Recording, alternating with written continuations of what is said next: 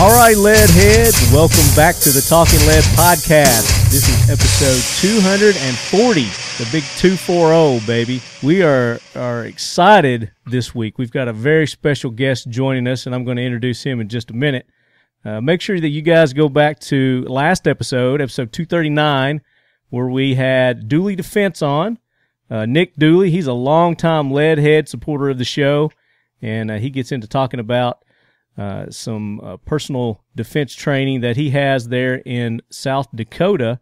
And then he brought along his buddy Calvin Christie, who is with River City Arsenal, and they've got a very cool mobile sonic gun cleaning service that they have. So for you competition shooters, be on the lookout for the River City Arsenal mobile, I guess it's a, what do you call those? A trailer. I was going to say a van. It's a trailer. And they also do gun repair and things like that. So he said that they're going to be coming up to Kentucky to Rock Castle. So that'd be cool to see those guys up there. We also had James Reeves with the Firearm Blog. James was our kind of man on the street there at the 2018 SHOT Show, and he was talking a little bit about the Franklin Armory Reformation, that SBR that's not an SBR. And I'll go ahead and introduce her. Kevin Dixie is our guest this week, and feel free to comment as I'm talking, Kevin. So. Okay, man. No, you got it. With No Other Choice Firearms Training. You guys have probably seen Kevin in social media lately. Been tearing it up, and we're going to get into talking about Kevin and his training services, which is phenomenal, man. I love what you're doing. We're going to talk about that. We also had Matt Rogers with DAT Technologies, and they have a product out that's called Target Eyes, and it's a training system that for your handgun. That's a mobile app, so you can put it on your phone, you can put it on your tablet, and it's going to make you a better shooter. So make sure you guys go back, listen to 239 and all those great interviews that we had. We're going to be continuing our interviews from, 2018 SHOT Show still. We've got just tons and tons of those. We'll be cranking those out in between shows, so make sure that you're tuning in regularly because I'm dropping shows more frequent than I normally do. And then we also just got back from the Big 3 East down in Florida, where I've got some awesome interviews there. Spikes Tactical, we had Cole and Kid on. That's going to be a whole episode by itself. And then we also had another one that's going to be a full episode of the guys from Lanzang Tactical. There's 2 super great interviews we got down at Big 3 on top of everything else that we did. So lots and lots of stuff coming up for you lead heads. Kevin, welcome in, buddy. Thank you for such short notice taking the time to be on with us. No, man. I appreciate you having me on. No problem at all. Heck yeah, man. So we've never met before, but I have been following you on social media, and there was an Instagram post that you had done recently that really caught my attention, and I started doing more research on you, and the more I did, the more I was like, I really like this guy. We need to get to know each other. So we're gonna get into that and talk about that. But I hear that jackwagon train rolling in. Gunny is on time with that jackwagon train. So Gunny, roll that train in. Hoorah, Semper Fi, do or die, hold 'em high at 8th and I. It is time for the Talking Lead Jackwagon of the Week, so brace yourself, baby. So Gunny's a good guy. All right, the train has stationed, and I think we're going to have a full load this week.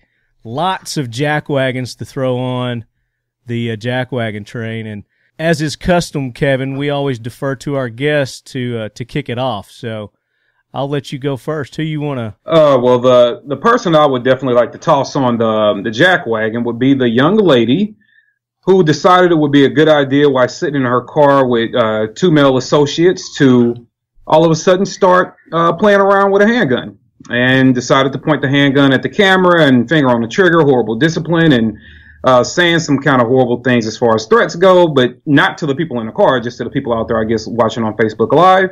And she wound up racking around into the chamber of the gun and shooting her buddy in the head. Oh, dang. On Facebook Live. Oh. So, When was young this? lady, I haven't heard this one. Yeah, that was about a week ago, maybe, and it was down in Houston, Texas. Okay. And the prosecutors just looked like they brought up charges against the lady. And I'm just making sure I get her name correctly. But she would definitely be one that I would definitely say deserves it. Jennifer Dumbass, is that her name? Oh man, you might as well say that. Cassandra Damper, out of Houston, Texas. Cassandra Dumbass. Okay, yeah.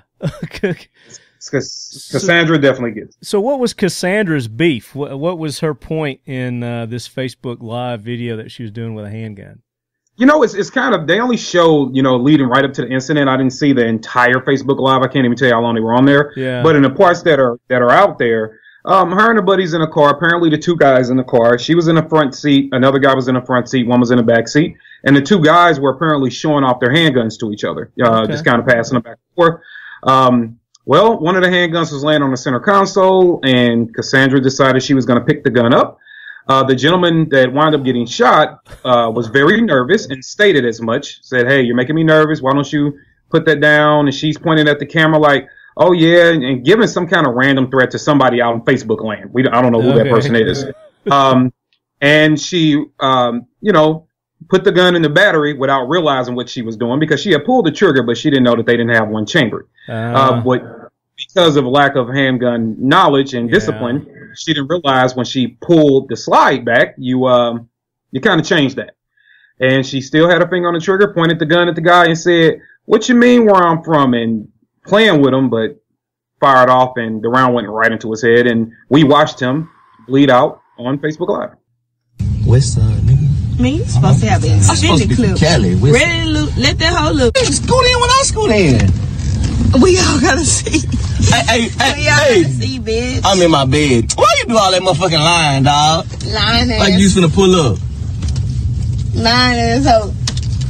You see what we do in the lying assholes? Hey, man. We draw down. You making me nervous. We draw down on them hoes. She ain't got no clip, bud.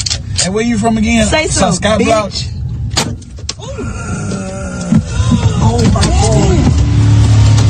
Oh my gosh.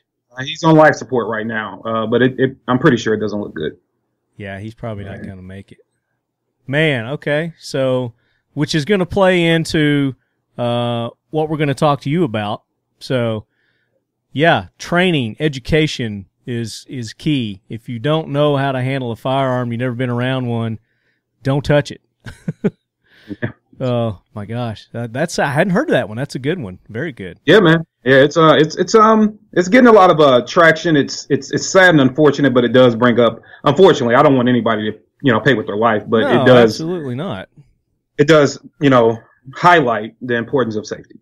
Yeah, man.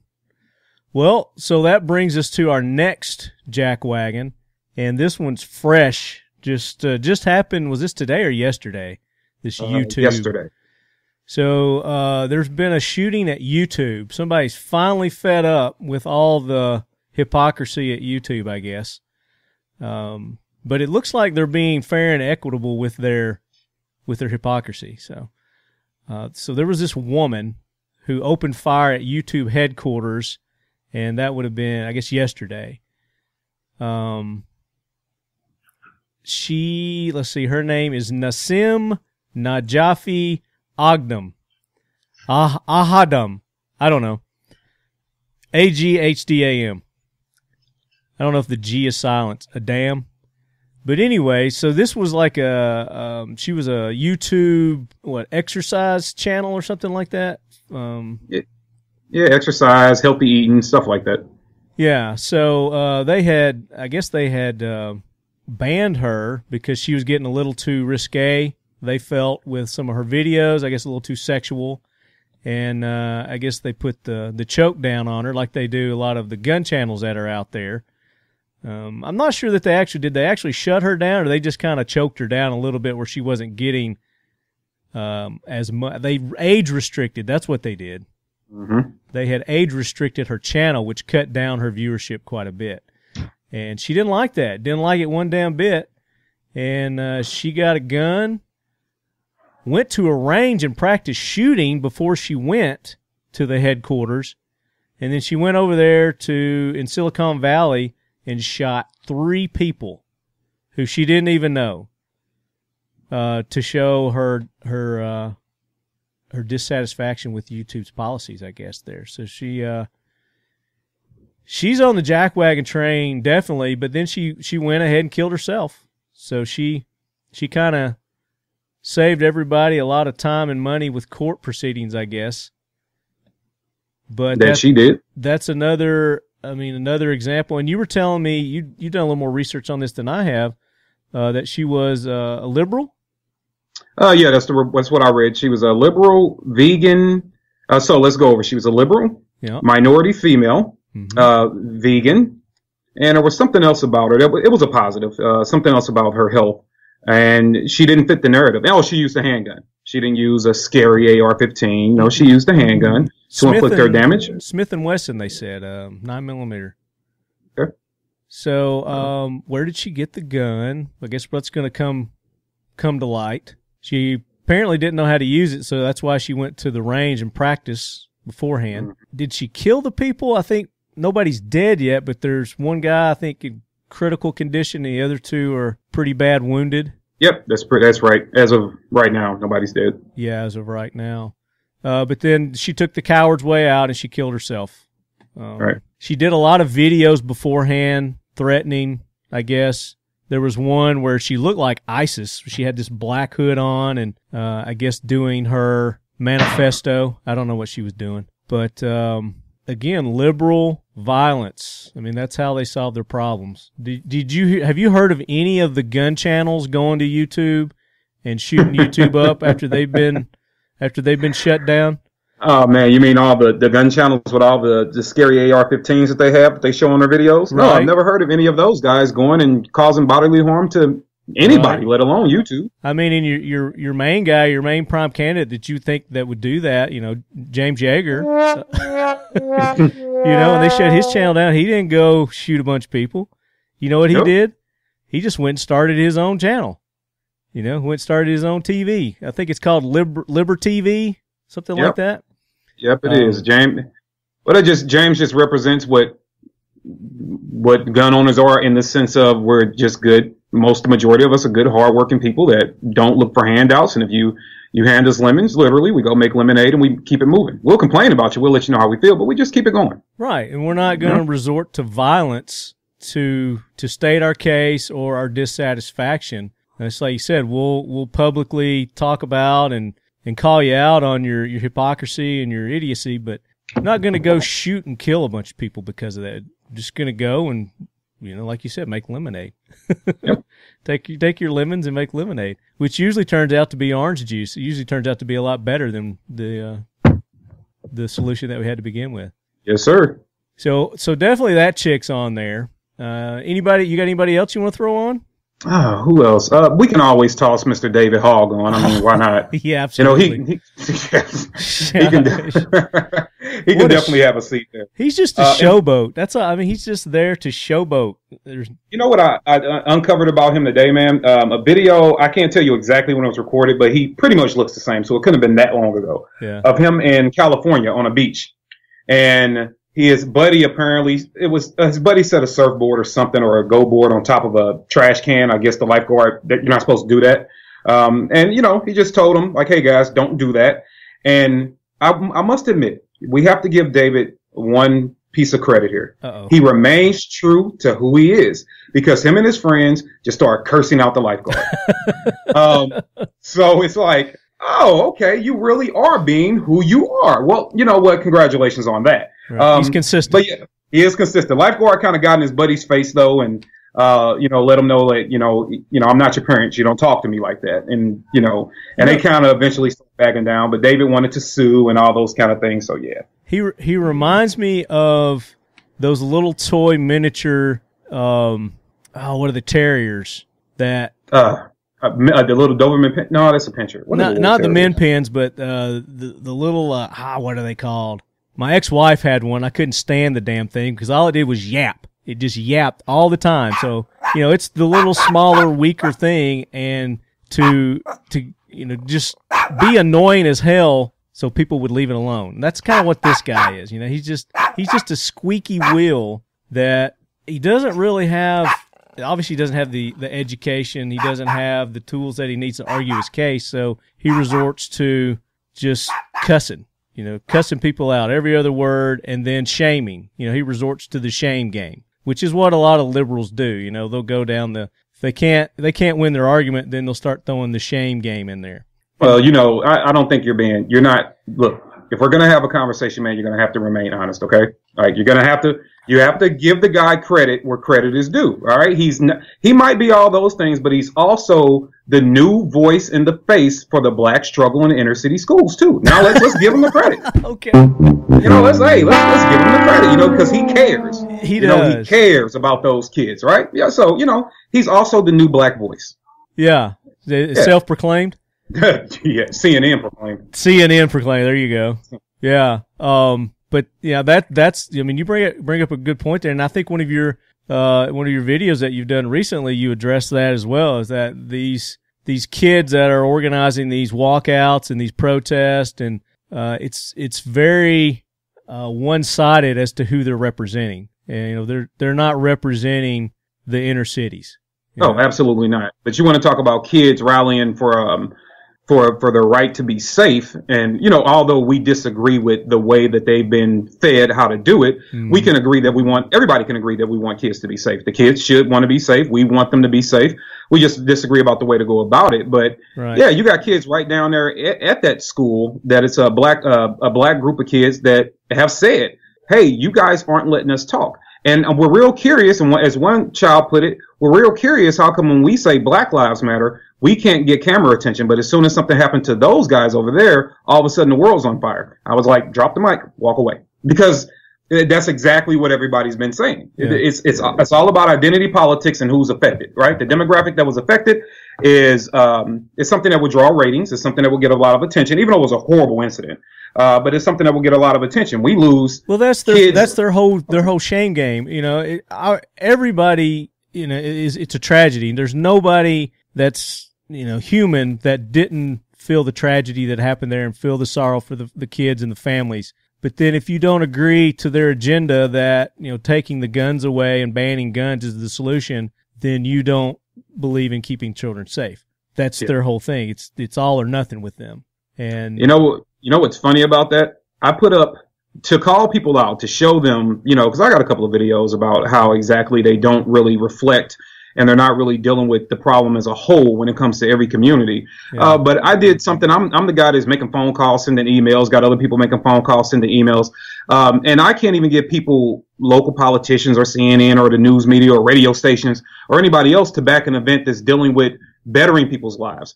But I put out a video, said, hey, you know what? We just had a child here in St. Louis about 4 or 5 days ago. Picked up a handgun, found a handgun playing at home, picked up a handgun. He was 5 years old and shot and killed his 7-year-old brother. So I say, you know what? I'm tired of, you know, seeing that on my local news. This is, I didn't have to look it up nationally. This is just locally. I'm tired of seeing it. So what I proposed was, hey, let's open up every recreational center in the city, every single one of them. We won't do politics, anti-gun signs, pro-gun signs. We won't discuss politics. I am willing to donate free services to all the kids in the metropolitan area. Open up the rec center. I'll bring all the instructors, and we'll give every single child in this city free firearms training. All you guys got to do is open up the doors, Mr. Politicians, and radio stations blast it out. Get everybody there. We won't discuss politics, just keeping kids safe. Crickets. All over social media, everybody's tagged in it. We're hitting the mayor's office. We're hitting local politicians, radio stations, local celebrities, hitting them up. Crickets. But if I was to go out, nobody responded. Now, I take that back. Pro-gun people somehow responded. So even people that weren't asked directly for help, I got instructors from all over this country sending me emails. Give me a date, brother, and I'm there. Give me a date, and I'm there. I got radio stations, local podcasts that are like, whatever I can do, you let me know. But the people that have the voice, if you will, in the inner city, the ones that can actually get the rec centers open, the politicians, the celebrities, and those people, nothing. Crickets. But we care about the kids, right? But it's all about keeping the kids safe. Yeah. Right? But you have professionals. When you call them out on the carpet, they're not there. Yeah. They're not there because it doesn't fit their agenda. We can't have no way we can't. Black men with guns are supposed to be violent. We can't show a black man teaching kids to be safe. Are you crazy? No, we can't do that. Yeah, that doesn't exist. That's a fairy tale. I mean, you can't do that. Well, I mean, that just, again, the hypocrisy that's there, and I'm glad that you did that. So I want to learn more about you. I want to learn more about No Other Choice Firearms Training, the programs that you're offering, such as the one that you just offered there. I just watched another video to where you're out doing some interviews with people in the inner city. And I don't guess we've mentioned where you're from. You're from St. Louis. I am from St. Louis, Missouri. St. Louis, Missouri, and that's where you're based. Go ahead and give your social media so people can look you up as they're listening to our interview here. Pull up some of these videos and watch these videos as they're listening to the podcast here. Okay, cool. If you want to look on the tube that shows you, that YouTube place, you're going to look up N.O.C. for No Other Choice, N.O.C. Firearms Channel on YouTube.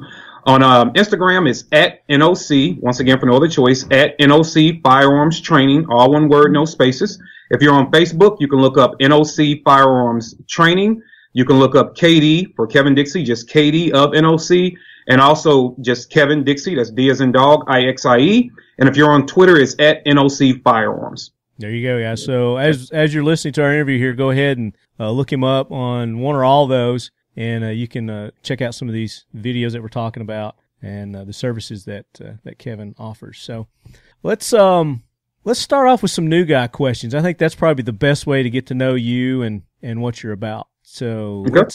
Let's do the talking lead new guy questions. All right, hit me with them. All right, so question number 1: how did you, or what is your earliest recollection of being involved with firearms?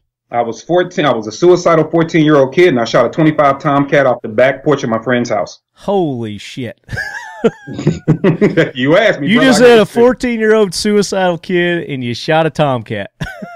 Yep, that was my first experience. Well, thank God you didn't shoot yourself. And that's what I wanted to do. Man. So what was the firearm?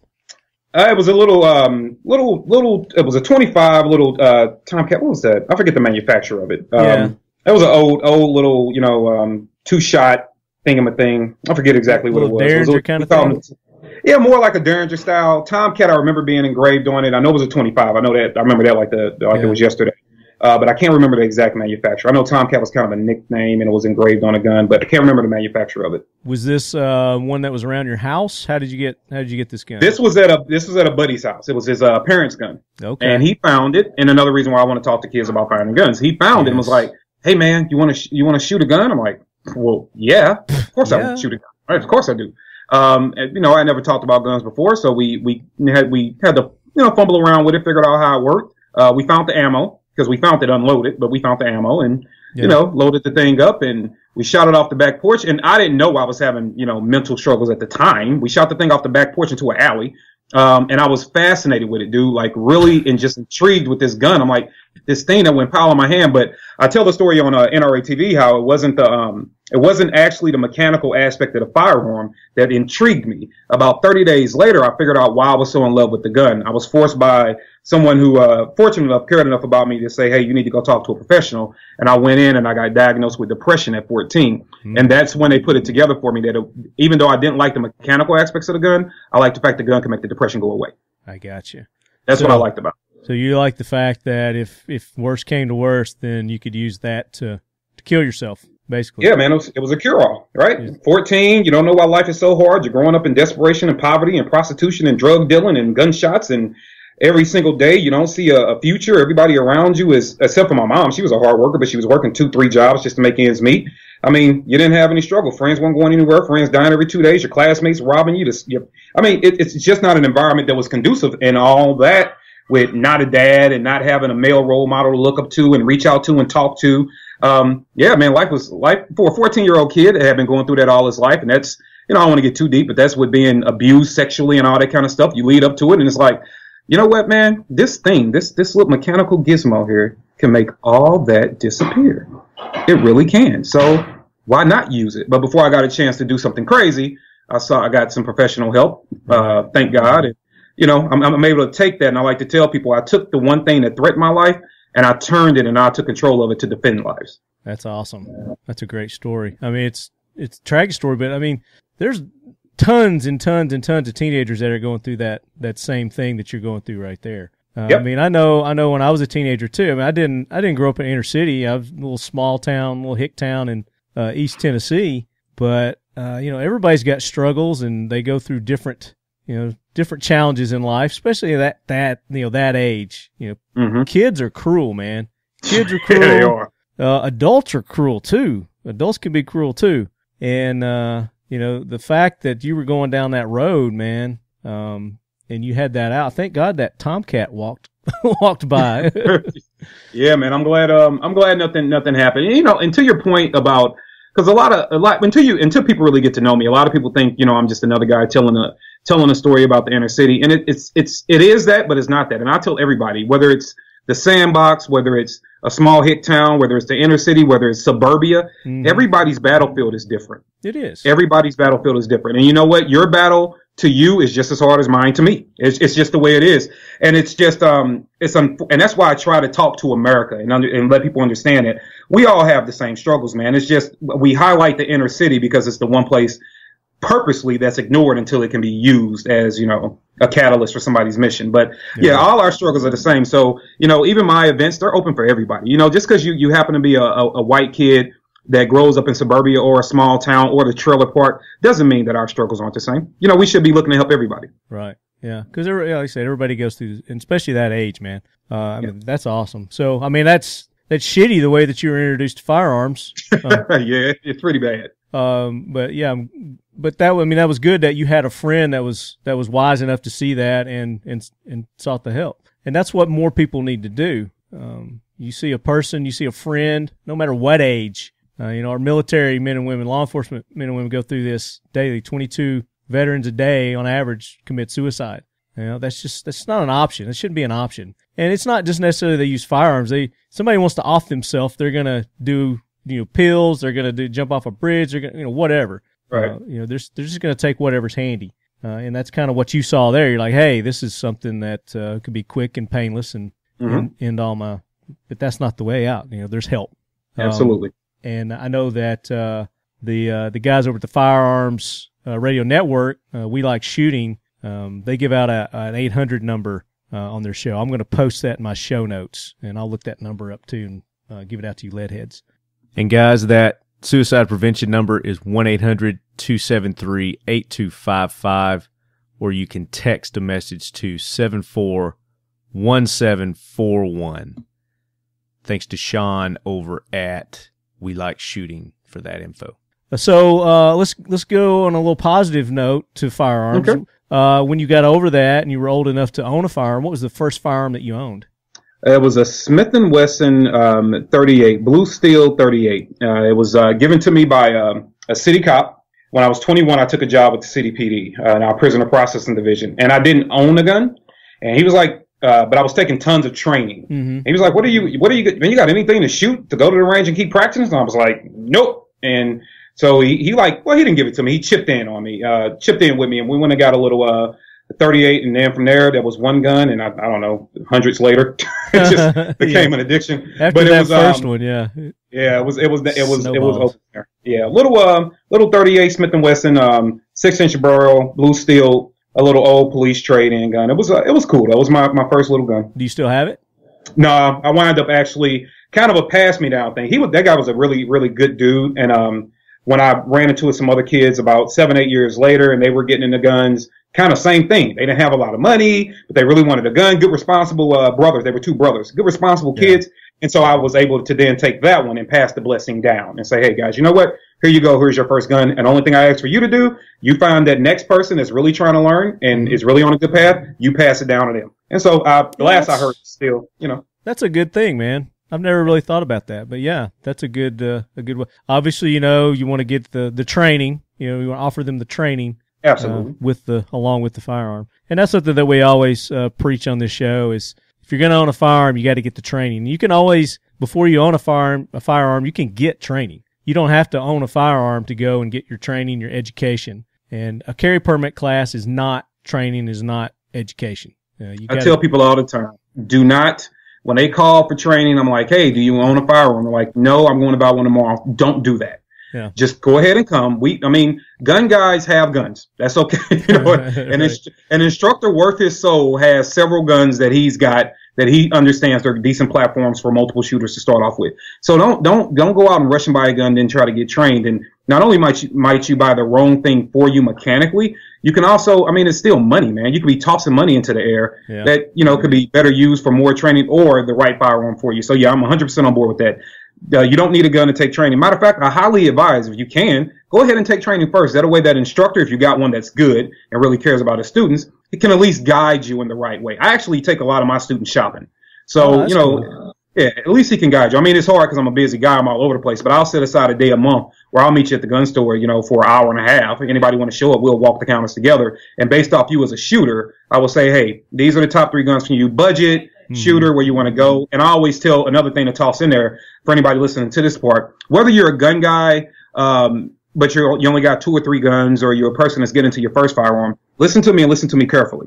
Never buy a gun for tomorrow. Always buy a firearm for 5 or 10 years in the future. Those are 2 reasons to do that. 1, I don't want you buying a gun for tomorrow if you are scared, because you're probably going to do something irrational with it, right? Yeah. So I would prefer you to have it before the incident happened instead of responding the next day after something tragic happened. In a perfect world. 2, don't buy a gun that, you're going to be limited to what you can do with it. Now, some guns, budget come into play, but I'm saying that budget's not really an issue here.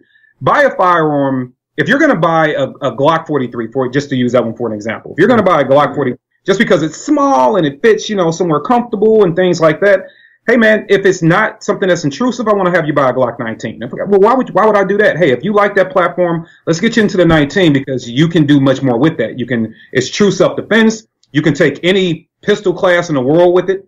It's multiple uses. So you're not wasting. What does a Glock 43 go for? $5 and a quarter. You might as well spend a $5.59. Yeah, the Glock 19, 5, right? Yeah. You so go ahead and upgrade for less than $5. Yeah. Just get the gun that works for you. That way you can grow with it. Don't buy a gun that's only going to work for tomorrow. Buy one that could work a decade from now for where you might want to go as a shooter. So that's my little tip. Great advice. Great advice, man. So, law enforcement, military background. I believe you and I talked a little bit earlier. You've got some law enforcement. Yeah, so I joined the St. Louis City PD when I was 21, and I worked in our division called the prisoner processing. A lot of people say corrections, jail. You can mix it up any kind of way you want to. Our division was responsible for security of police headquarters, the jail facility itself. Within a 4-block radius of it, we were responsible for making sure that we were first line of defense, basically. And this is in St. Louis? This is in St. Louis. Okay. Yes. So I stayed there. When I got there is when I got introduced to firearms training. It was a funny story too, man. I walked into City PD. I was a cable installer, and I was like, "Yeah, this ain't working." Kevin the cable guy. Hey, Kevin the cable guy. That's who I was, man. And I'm like, man, I'm a 21-year-old kid, but I got aspirations in life, and I wanted to actually do something to give back to people because I've always cared about people. So I'm like, I really got the inspiration to go apply for the position. With the PD, because in high school I moved around a lot. I was never really in one spot a lot as a kid until I got to the area I talk about the most. But every time I got to a school, I would look for the bullies and fight them. Like, this is what I did. And like, whoever's picking on people here, it's like going to jail. Like, hey, where's the tough guy? Right. Like, let's go ahead and get this out the way, right? Yeah. So I took that philosophy and I said, you know what? I want to help good people remain safe. And I'm willing to fight the bullies, the criminals, to make sure that I do my part to do that. So I walked into the PD. I pulled up in my little cable truck right in front of it. I went in, and just so happened it was a sergeant standing in the Human Resources office, Sergeant Murphy, never forget the guy. And I walked in, and a receptionist was there. She was like, "Hey, can I help you?" I was like, "Yep, I'm here to be a cop." She was like, and they both started laughing because to know me then, man, I was probably every bit of 420 pounds. Oh, so really big guy. Yeah. So they laughed, and I was like, "Yeah, it's not funny. I want to do my part to help our community." And I just went on a tangent right there in the office. Positive. I don't want to get arrested. But you wanted to know you were serious. Yeah. I was serious. And I was like, and if you're and the sergeant was like, "Yeah, son, it does look like you and Burger King have been great friends." I was like, and I started laughing. I was like, "Yes, sir, but now Burger King is my enemy. What can you do to help me?" And it was a very honest conversation. And I think I made history. I walked into a PD on a Monday morning and was working her the next week. Oh, like, damn. He was like, "I got to have you on, man." And he brought me right in. And I like to say that police department grew me up. A lot of guys put me under their wings. They mentored me. They got me involved in every stench of firearm training you want to know. I mean, here I am as a 22-year-old kid running drills with SWAT teams. Right. You know, and I'm getting the weight off of me. I'm getting in better shape. And these guys getting motivated. Yeah. You know, they didn't have to do that. And at the same time, I'm understanding the laws, getting to work the system, meeting judges and attorneys, and I'm dealing with the kind of the, you know, some good people, don't get me wrong, but also the filth of society. So I'm learning how to deal with violent criminals, murderers, rapists, all at 21, 22 years old. And that grew me up. And I stayed with the city PD for roughly about 9 years, give or take. Left there, just wanted to do something different. Behind the scenes, I wasn't really appreciating some of the things, and not saying, you know, this isn't a whole thing about all cops are bad, because they weren't. A lot of great guys. There were some jerks though. There were some guys that just weren't doing the right thing. And then at the same time, there was even worse than that, was I got to watch firsthand how these guys were being just thrown under the bus. Like, you know, something goes left and, you know, people have to save their jobs in the political sphere. So they just toss these good guys doing a great job right under the bus and just ruining their lives. So a police captain wound up going to one of our local universities and was doing a little recruiting to start a more high-level security detail, or they wanted to migrate into a police department at a local university.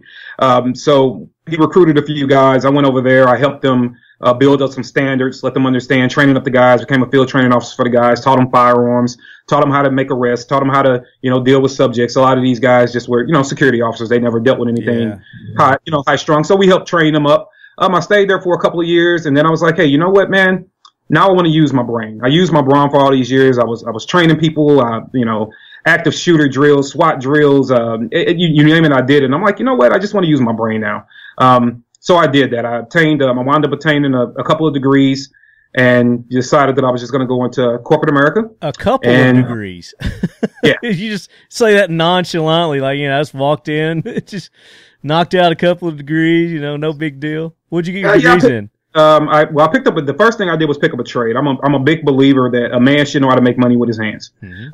So I went and picked up a trade in cement masonry. So, you know, pouring concrete and that kind of good stuff. Yeah. It's a big business. Oh yeah, it's a hard business too, man. I tell you what. Did that for a little while, but after I got my trade, I said, okay. So I went and got an undergrad degree in business, and then I got a master's degree in procurement and acquisitions and contract management. Okay. So nice. That's what my master's is in. And then I just went into the corporate sphere and thought that very useful. Thought I would kind of, you know, be like, all right, I'm done. I'm thinking in my mind, okay, I'm gonna walk away from everything gun, you know, as far as like being in that realm. And I couldn't. Like, I didn't make it one day. And I was like, you know what I'm going to do?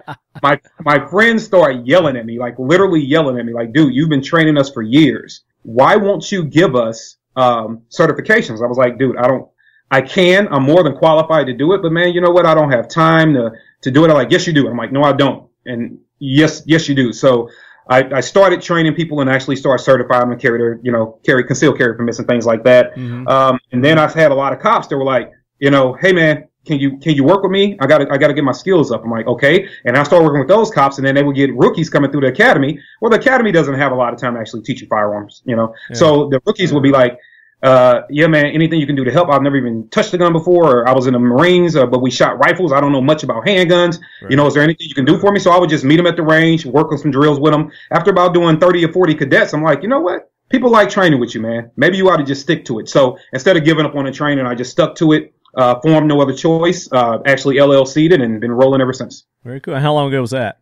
My LLC'd in, I think, 2012 or 2013, but I've been training people for 15 years. Okay. Very cool. I was just that guy, man, that like I would give you good training. I didn't care anything about the accolades, social media. I just wanted to make sure guys had a skill set. Yeah, it's something you enjoyed doing, and that's usually what people are good at, something they enjoy doing.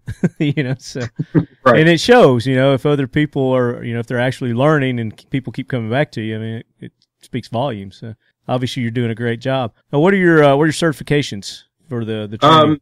So in cert, let's see, I can certify, obviously you got the NRA pistol, NRA rifle, inside the home, outside the home. The only thing I don't certify people in to do is a shotgun. Okay. I like shotguns, man. I'm just not in them. Yeah. I don't know. It's one of those platforms that I like. Don't get me wrong. I just never really got deep into it. But, and as an instructor, I'll be the first person to tell you that I can teach you how to shoot one. Shotgun will wear you out, man. Can you imagine doing a class a week, doing shotguns? Man, Dude, absolutely not. that would wear you. Your shoulder would be toast. You know. Absolutely not. And then I use my ability because of active shooter. I will get teams together. I don't necessarily. There is no state certification I give them because in Missouri you have to be what we call post certified. And to do post certification would just cost me too much and too much struggle right now. But I'll get guys together and give them team drill exercises that I've learned from all my time with the PD. I'll give them team drill exercises, active shooter, team drills, close quarter combat. Urban survival is one I do as well because of the environment I came up in. It goes back to that everybody's battlefield is different. And I'm talking urban survival where you cannot shoot everybody. I'm talking urban survival where you got way more good people than you do bad people. A lot of soft targets, Yeah, you know, and that goes to not only using your firearm, but how do you navigate? How do you navigate these neighborhoods? How do you talk to people? What are they looking for? What signs are you looking for? What signs are threatening to you? You know, where should you be standing? What are gangways? You'd be surprised how many guys sign up for police departments and have no idea what a damn gangway is. It's like, so take people out and get them kind of educated on that, right? Very cool. And so do you travel to do any of your training? Is everything done there in St. Louis? I'm really getting into the traveling, I would say recently, the last year and a half.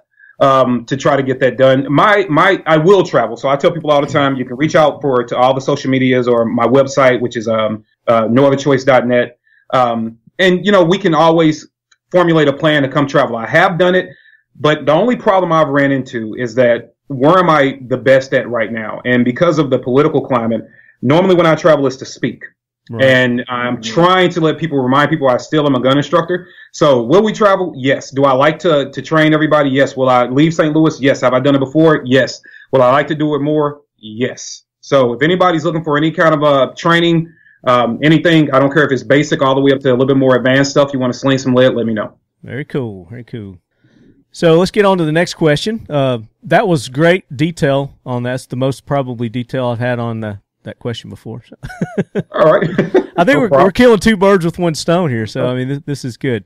When it comes to pop culture, what is your go-to, whether it's a magazine, a TV show, a movie, a video game, that's gun related?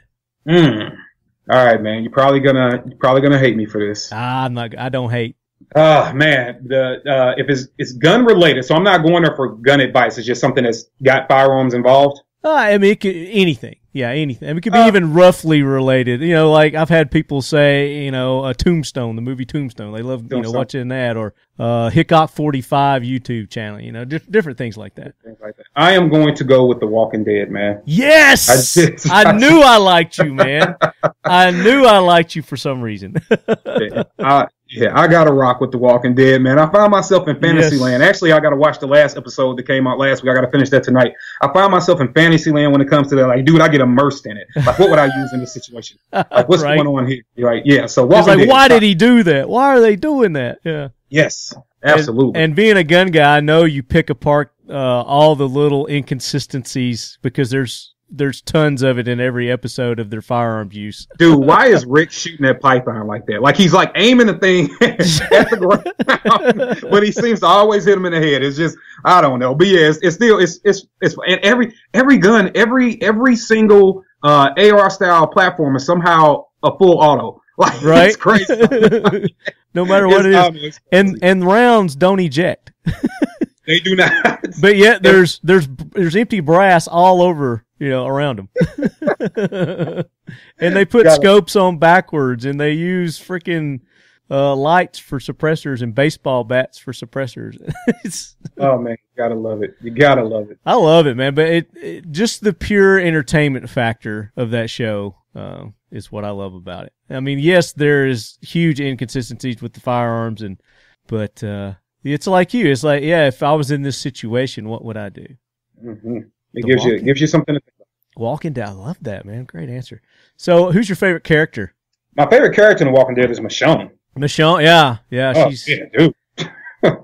You gotta, you know, ever since she showed up, remember when she showed up a couple of seasons ago and she had, you know, cut the jawbones off and cut their arms off. The chains, yeah. That girl. Whoever she is, that's my homie. Yeah. That's who I like. And she's skyrocketing too, man. She was in Black Panther. Uh-huh. Did you see that movie? I did. Oh, of course. Yeah, she was a badass in that movie too. Yeah, she was. And I think she's going to have a bright future. Oh, yeah, there's no doubt about it. Yeah. She's a good one. I guess I would say my favorite character on that show are the zombies. I love the different, because each show, or definitely each season, they try to one up the goriness of their zombies, you know? Mm. Did you see the one where they had like the mushrooms growing out of the guy's head? Oh, I don't know if I seen that one. Oh, was that when they were in like the swamp or? Yeah. Kind of the forest. Okay. Yeah. I thought that was like some kind of fungus or something. Well, I guess mushrooms are fungus. Right. Okay. Yeah, exactly. It's like those round saucer ones you see on the side of trees. Uh-huh. I think they're called something else, but I call them the mushrooms. But that was probably like one of the best ones. Love that. What did you think about Carl? Got to ask you, man. Carl biting bullets. Come on, man. It was long overdue. Oh man, I am surprised the kid survived this long. But you know what? I was just kind of really getting used to the kid. Just like he would do things to make me mad, like like they all do, like randomly run off and like, dude, the world is over. Why are you so emotional? Right. Like I don't know, it was just weird. But he was definitely long overdue. But I really thought he was going to survive because I actually thought he was going to be the next bad guy, to be honest with you. Yeah. I thought Negan was going to instill enough in him that Carl was going to become Rick's next enemy. Yeah. I really thought. That would have been, man, why aren't you writing the show? That is perfect. I mean, that's the way I was like, Negan's going to take him under his wing. And, yeah, that would have been perfect if they'd have done that. That would have been awesome. Dude, that would have been so good. Man, because Rick's got this whole new kill everything moving attitude. And yeah. How do you do it if you're I don't know, what would Carl probably, they would probably have made him like 15, 16 years old, but leading a crew of people and coming after his dad. I mean, that would have been awesome. Yeah, that would have been sweet. But it's getting good, so you're going to like this next episode. Yeah, I like Negan, so he keeps me entertained. I like Negan too, yeah. He's, I'm not going to give it away, so you got to watch the next episode. All right, will do. You like it. I mean, I hate to keep on this one, but this topic, but I got to find out your movie. What's your go-to movie, man? Go-to movie. That one's going to be a little oldie because my favorite movie of all times is RoboCop, the original, not that remake crap. Peter Weller. There you go, brother. Yes. I need that original joint. I need that original RoboCop. I buy that for $1. I need all that. I need all that. Right? I need the scene in the warehouse where they blew him apart. I need all that. Yeah, I didn't dig this new RoboCop that they did, the reboot. That sucked. That was the guy. He was in something recently on a Netflix original. He was really good in it. Altered Carbon. I've seen the title. I haven't watched it. You should watch it. It's good. You'll like it. Okay. I'll forgive him. Sounds like we kind of into the same kind of stuff there. So, all right. Next question. I'm going to get off this because we're going long on this show. How much time do you have, man? I'll do. Let's roll it. Okay. Cool. So next question is, what is your next bucket list? Got to have, want to have, whether it's firearm, piece of kit, vehicle. What's your next got to have, want to have bucket list? If it's on a bucket list, that's going to be I got both. I got two of them, but with a car, I'm going to go with the Bentley Continental GT. Woo. Yeah. That's a bucket list car. Yeah.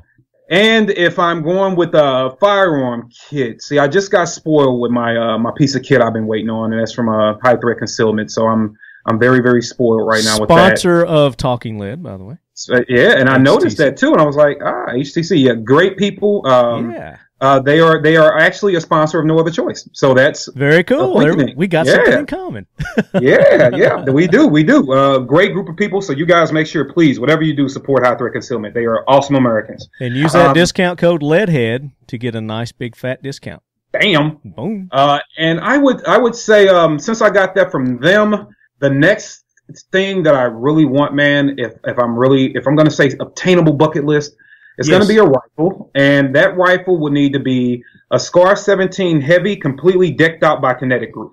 There you go. Completely decked out by those guys. Have you seen Scarlet? No, I haven't. Dude, they got Who is it? It's called Scarlet. It's a Kinetic Group's Scar with all their gizmos on it. It's called Scarlet. It is a beautiful. Oh my God, that rifle is gorgeous, and it's actually been in the field too. So it's got real battle scars on it. It's a doozy. They bring it to all the shows. I'm Googling it right now. It's Kinetic who? Kinetic Group. Group. And it's Scarlet. And they're Scar 17. Scarlet. Let's see. I'm Googling. I gotta look it up. Sounds badass. It is a beautiful rifle. I would just literally take a Scar 17 and drop it off to those guys and say, work your magic. Just make me one of these. Because the guys that built Scarlet actually used the Scar 17 in spec op operations overseas. And so they built it. They took the FN platform and just made it work for those environments. Now, I'm not saying I will be in a sandbox anytime soon, but you never know. The desert might come here. I don't know. You don't know what the weather's going to do. Never know. I live in the Midwest. Things get crazy. You know, they say Mother Nature's a bitch. Is that a 6.5? No, the Scarlet I seen was a 308. Okay.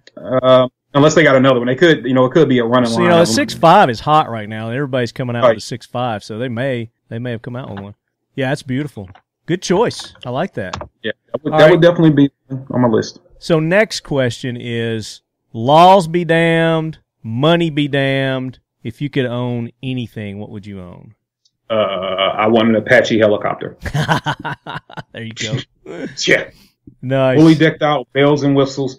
That's what I want. I can do everything in that. I can go to the grocery store. Yeah. I can go on vacation. I can start a small war. I can go on vacation. It's a hell of a concealed carry option. I mean, hey. Can hog hunt. Oh, definitely. Right? Yeah. Definitely eradicate some hogs with one of those. Mm-hmm. So what's the price tag on one of those? You looked it up lately? $7 million. $7 million, and the average unit cost was approximately $13.9 million. So you'd want it with all the ammo and the rockets and everything like that. So that's, I need my ammo to be unlimited, sir. So okay. I'll pay the premium. The premium. Money be damned, laws be damned. So yeah. Hey, yeah. That's I want what all the Hellfire missiles. I want every one of them. Exactly. And I want, like guys reload their own rounds. I want my own guys making my missiles. Self-loading. Yeah. Yep. It's like I land, they hook me up, I go. That's right. All the fuel. I got all the fuel. Very nice. And how would you have it painted? Oh, dude, it's got to be black and red. It's my colors. You going with the N.O.C? So I'll go with the N.O.C colors. I would definitely make it mostly black. I got to be stealth in that thing, so it would have to be mostly black. But I would trim it really delicately and some red letterings, of course, some logos over it. Oh yeah. And of course we'll slap all the sponsors on the tail of it. Let them get a little shine. Maybe do a little IR logo on there, so you can only see it if you got your IR on. Yep. Infrared. That'd be badass. Like that. Yeah. All right. Next question is, if you could spend the day at the range with anyone or any group, whether they be still alive, dead, or fictional, who would you like to spend the day at the range with? It'd be a couple of guys. Larry Vickers. Okay. Good choice. Jerry Mikulik.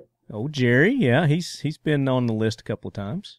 Mm-hmm. I would like to spend the day with Travis Haley. Okay. You're going for all the biggies. Oh, yeah. I would also like to get Clint Smith in there. Okay. Clint Smith. Tell our listeners who Clint Smith is. Clint Smith is the founder and owner of Thunder Ranch. They started in Texas, and I believe the other location is in Oregon, I think. It might be Wyoming. Oh, I think it's Wyoming. I think it is, yeah. Yeah, Wyoming. Clint Smith, if you are not hip to who Clint Smith is, do yourself a favor and go look him up. Clint he is an old school, knock him down, bust him upside the head Marine with his teaching style, but it's very effective, and he's really a go-to. He's what we like to call an OG. Clint's been running training schools. Original gangster. Clint's been running training schools since training schools were training schools. Man, he predates internet and all that. So he's one to go to. And there are a couple of Masada Yub is another guy I would like to spend some quality time with. Yeah. That would be awesome. To get all those guys on the same range together. That would be awesome. Yes, sir. That would be like the dream team. Oh yeah. Yep. I think that would that'd be a pretty good list. And then there are a couple of other guys I would cycle in there. I got to have somebody in there to keep me going too. So I'm gonna give this guy a shout out. That way somebody can keep me laughing. Not only is he a great trainer, but he's got a hell of a personality. I'm gonna throw Chris Costa in there. I need a guy to crack some jokes and keep me laughing. There you go. Yeah, Costa's a lighthearted dude, so I would like to have him running around. That would be fun, yeah. That would make it awesome. All right, so this is a new one. You're the first person that I've hit with this question. Okay. So you're my test subject. See if I continue it.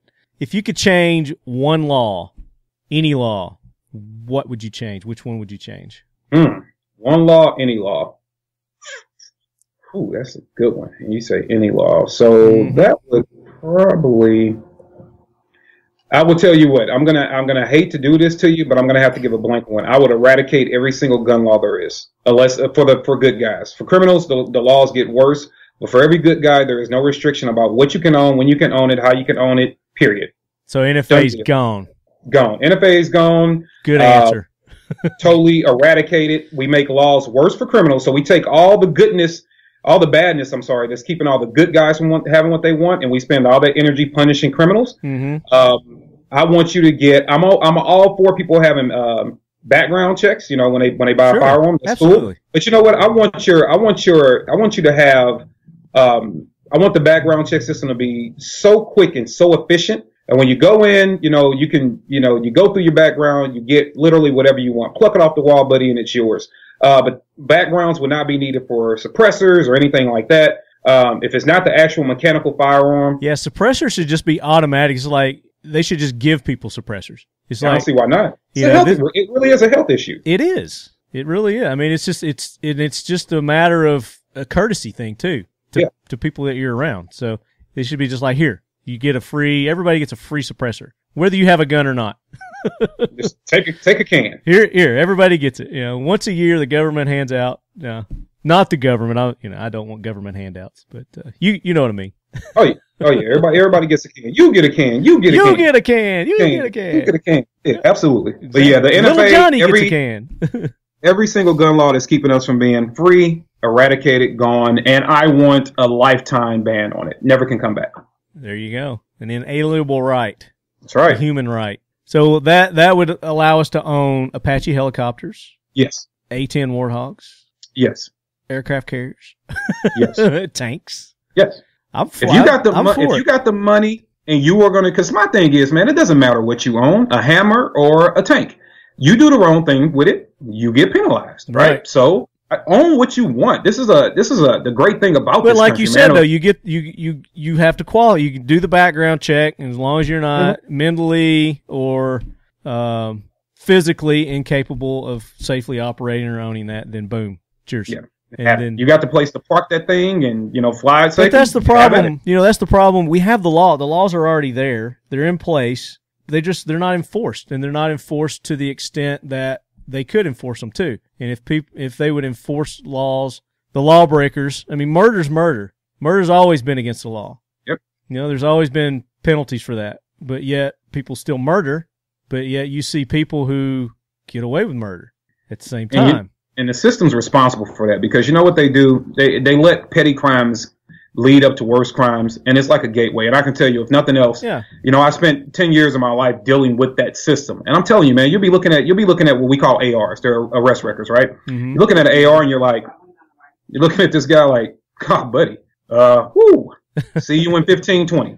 You look up 6 months later, he's behind you at Burger King. Right. There were no consequences that really just stuck, man, and that's part of the problem. Yeah, that is a huge part of the problem. Just like the kid at the Parkland. I mean, he had a long list of complaints, and I think he had a record too, but they just kept letting him go. He's getting a pass. Yep. That's a big problem. And that's a big problem all over the United States, in every city and every state. Absolutely. Let you know, you just let the super predators, isn't that what she calls them? You let the super predators back out amongst all the sheep. Yeah, or you let them across our borders. That too. Yeah, that's a whole nother topic. We won't get into that. So we want to learn about your training. We want to learn about your school. No Other Choice. So we talked about the history of No Other Choice. Let's talk about the services that you offer. So No Other Choice, we do a lot of rifle and pistol training and everything that leads up to it. So you have everything from your children's education. We're talking kids 10 and smaller. Mm-hmm. We do everything from basic concealed carry, basic handgun handling, basic cleaning, all the way up to team drills, close quarter combat, team tactics, vehicle tactics, things of that nature. With pistols and carbines, shotgun, what we offer in shotgun is how to function a shotgun. But I like to tell people, one thing about me is I'm always honest. And shotgun is something I can definitely... Yeah, I get that with you. I appreciate that. That's refreshing, yes. Shotguns is something I can't teach you how to shoot. I can teach you how to load it and how to make it go bang. Mm-hmm. Right? But, you know, there's a difference between understanding the safety and mechanical functions of the gun and tactics and running the gun. Right. I am not the guy to teach you that. I can somewhat do it myself, but I'm not that great at it myself. So I normally bring in guys that are more experts at that to help out with that. Sure. And long distance is something, unfortunately, because of I'm kind of restrictive in Missouri, man. We're a hilly state. We don't have it for that. So, you know, out to a couple of 100 yards, I can help you. You know, definitely, you know, 200 on in, 150, 25. If it's something further than that, I might not be the right guy to come to because my terrain dictates that that's not my realization. Mm-hmm. So normally I'm looking like I'm going to go try to get out to with Buck Doyle out in Utah because he has the land when he actually does long range. So does Clint Smith, and get out with those guys for look. I want to too. I've shot them before, but I want to be able to bring more education about long distance shooting. Unfortunately, in my environment, I'm just handicapped and I can't do it. So I'm going out myself to seek that training for, you know, hopefully in the next 5 or 6 years. I'm sure that probably in your area too, there's not a big demand for that where you're at. You know, there's not a lot of people looking for the long. They're looking more for the defensive type training. Yeah. Most are looking for the defensive training. So that's pretty much what we stick to. Now I like to be a liaison for guys that don't know who to trust. Hey man, I really do want to, you know, stretch my 6'5" Creedmoor out. I am also your local resource for who around the country you can trust for that education. Charlie Melton. Check him out. Charlie Melton, drop that name. Charlie Melton with, God damn it, what's his company's name? Hold on.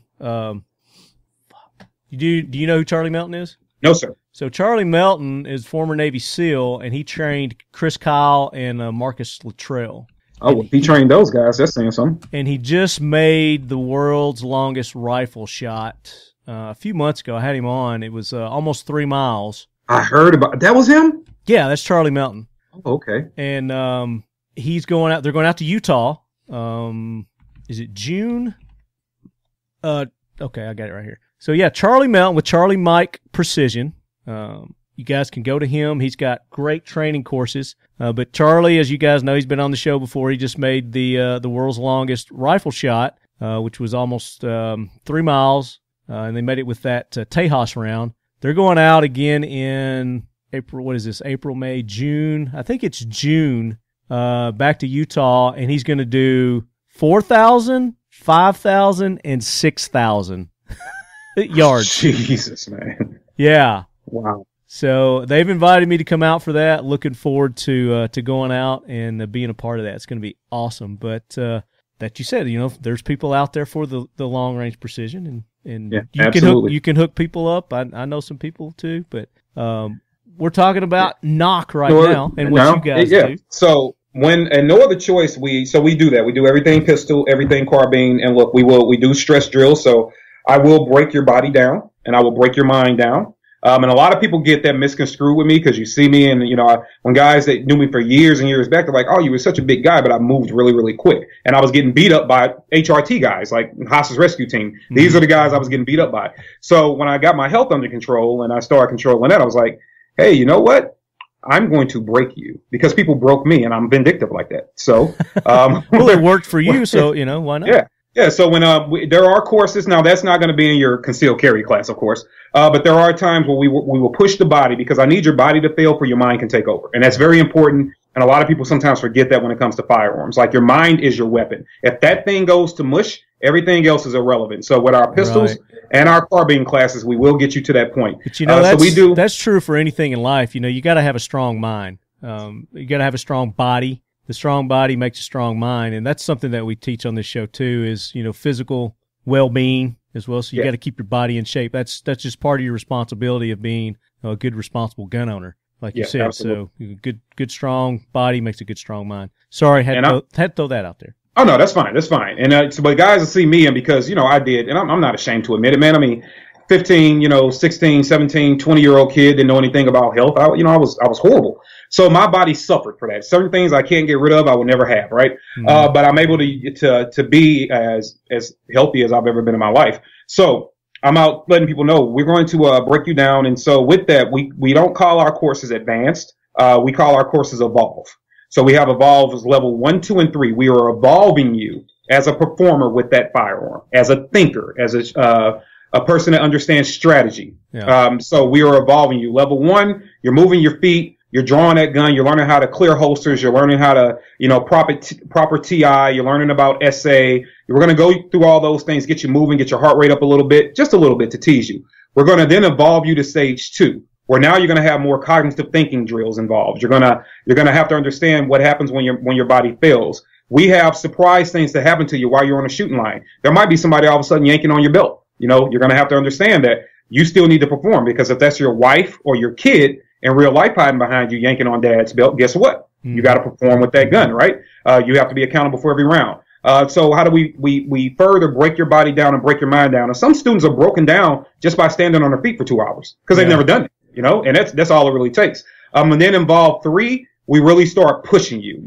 Your shots have to matter. We need those cranium shots. We need those T-zone shots. We need center mass shots. There is no such thing as a straight shot. What straight shot? You're supposed to be an elite performer at this point with your firearm. There's no such thing as a straight shot. Right. And then we start working into our team drills, vehicle taxes, and things like that. So I like to let people know we want to evolve you as a performer with the firearm, not just saying, in our philosophy, it's just not advancing you. It's really evolving you, because when you go home, you should feel like you suck, right? You should feel like you suck. Feel like and you can improve. Yeah. Yeah. And that's the mark to me of a good instructor. I know I can run a gun, right? And I'm confident in the fact that I can run a gun.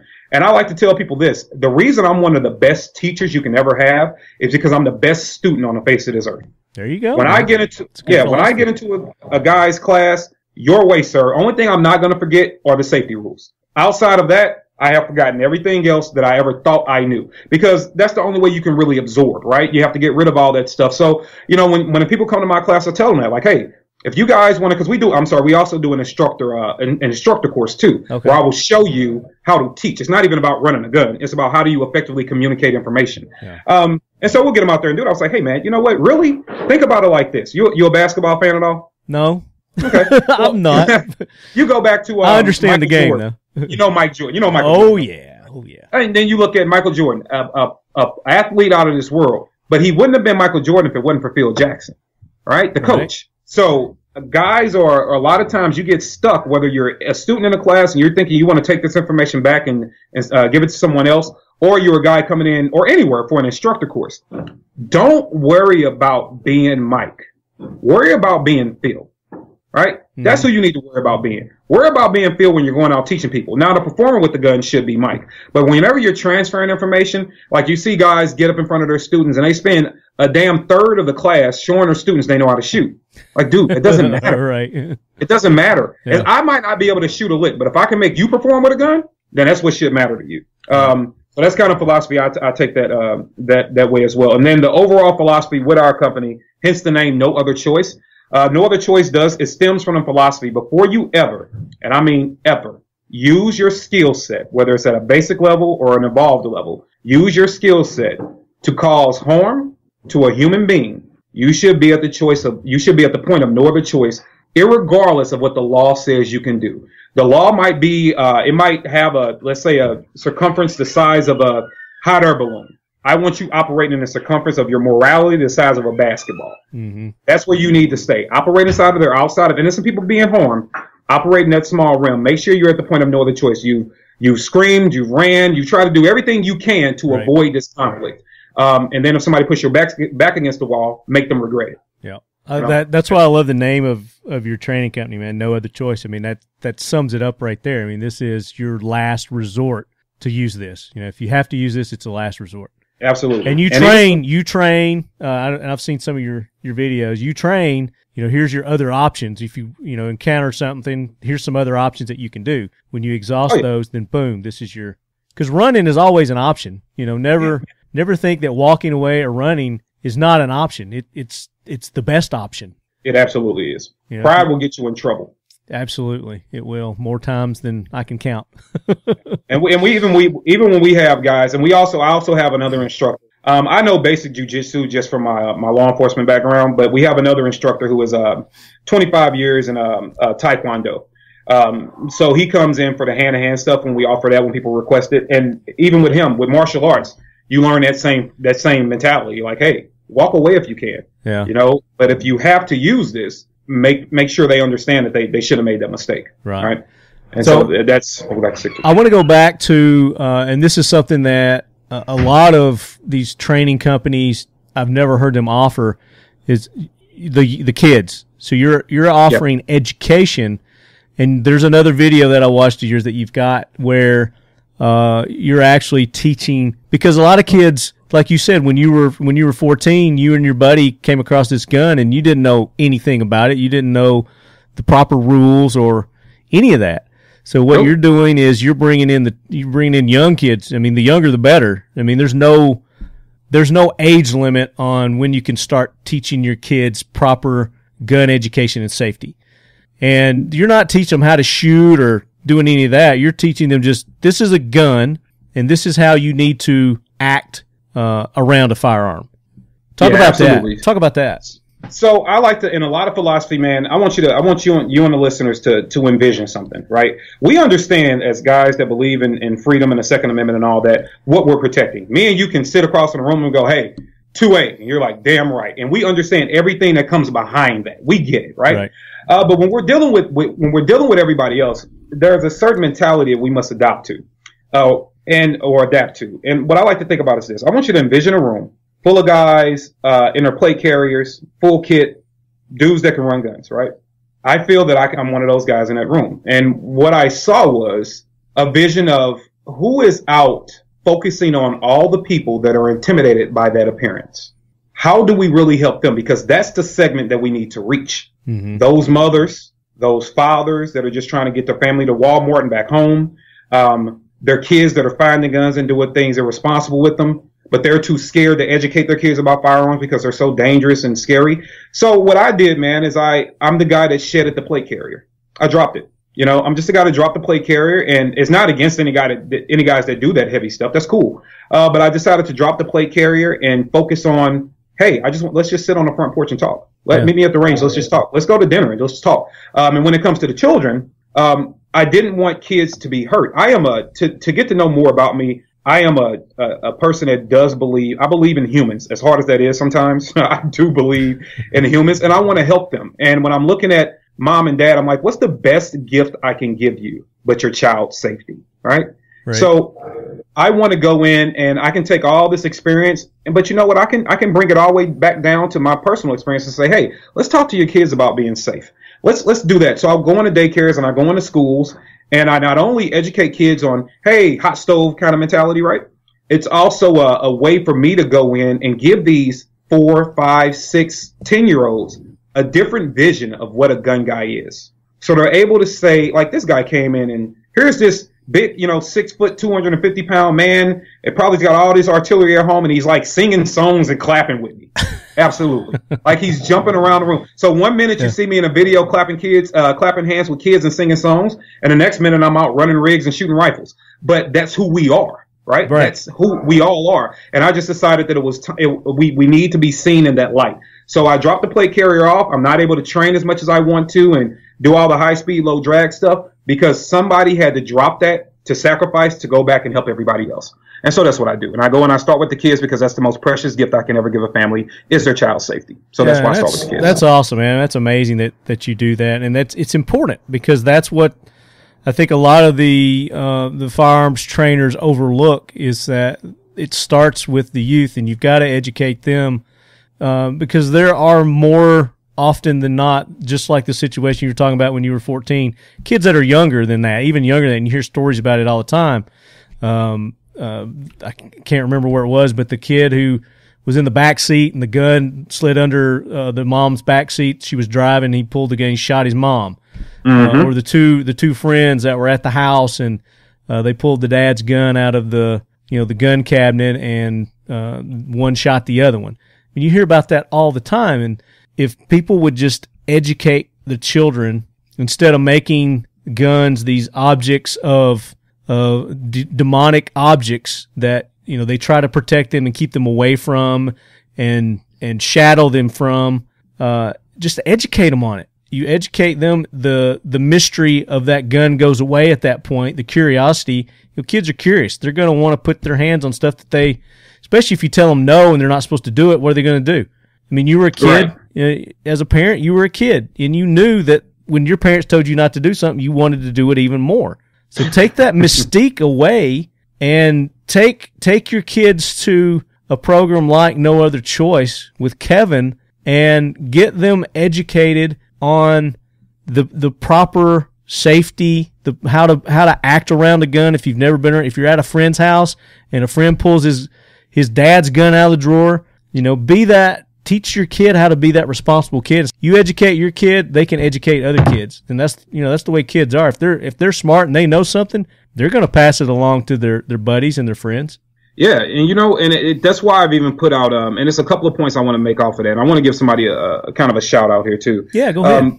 And what I've decided to do, and when it comes to, you can only do so much as a human being, right? You can only be in so many places at one time.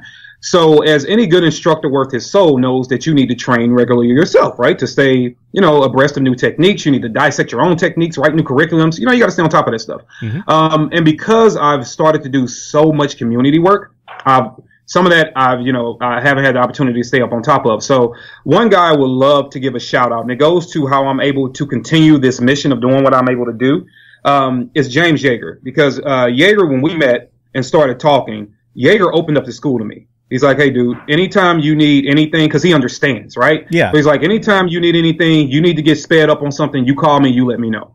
And he honored that, and him and Don Numbers and all those guys down there, I went down for some training. They beat me up a little bit, but it took me 30 minutes and I was right back on par, and then they kind of left me alone for the rest of the day. But it was, it just took a little whooping, and then I was right back in line.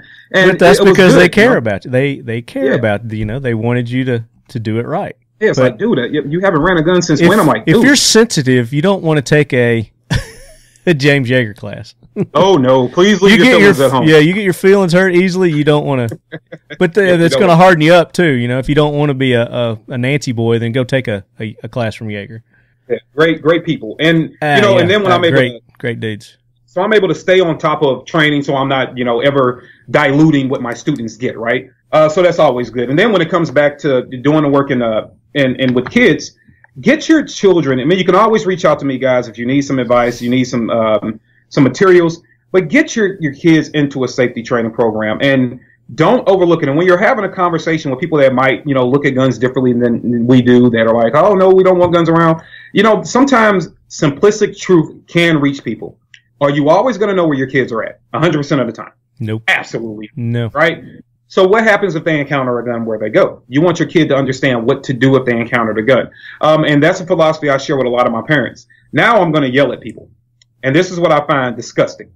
The situations you brought up with the kids that found the guns. The story of a 5-year-old in my city just this week that found a gun and killed his 7-year-old brother while his parents were downstairs. The incident with a 4-year-old finding a shotgun here and shooting his brother in the chest. We had another 4-year-old that shot a 2-year-old, another 3-year-old that shot his mom. I mean, and that's just in this city. Right. The list goes on and on. Nationwide, yeah. It's horrible things that are happening. And you know what really irks me? And I try not to get really hot about too many things, but there are a couple of things that push my buttons. Thing that irks me is this. I offered via phone calls, emails, and I know we haven't got to talking about what Aiming for the Truth is, but we'll get to that. Mm-hmm. But I've offered help to the community via that program. And one of the things in that program is child safety. So politicians, because of politics, wouldn't support the help coming to their areas where these incidents are happening, right? And so what I decided to do recently, but they can play the political game of, hey, we're going to say if, he just never reached out to us. So what I did was I decided to put out a PSA. Okay. And I put it out to all the politicians in my city, and I tagged them. I had other people tagging them. We're sharing the video. And it's a PSA where I put out this open invitation. I will offer, the city has a ton of recreational centers and a ton of churches at our disposal.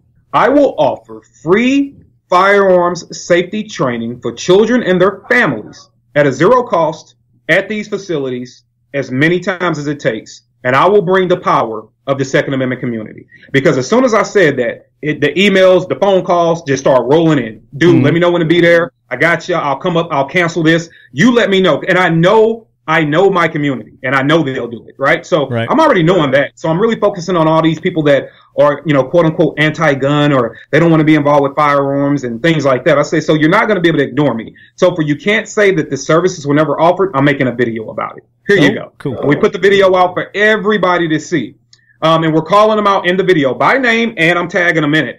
And what I've noticed is, obviously nobody's reached back out, because I would have gave them a shout out if they had. But nobody but Pro 2A people have reached back out. Yeah. And I even said, rules for this event, guys, if we're about helping the children, right? If we're helping the kids, I will state the rules. And I stated the rules in the video. There will be no politics, no pro-gun signs, no anti-gun signs, no bickering and arguing, no agendas. It's not a debate. Yeah, not a debate. We are literally going to get kids in a room. I'll bring all the professionals.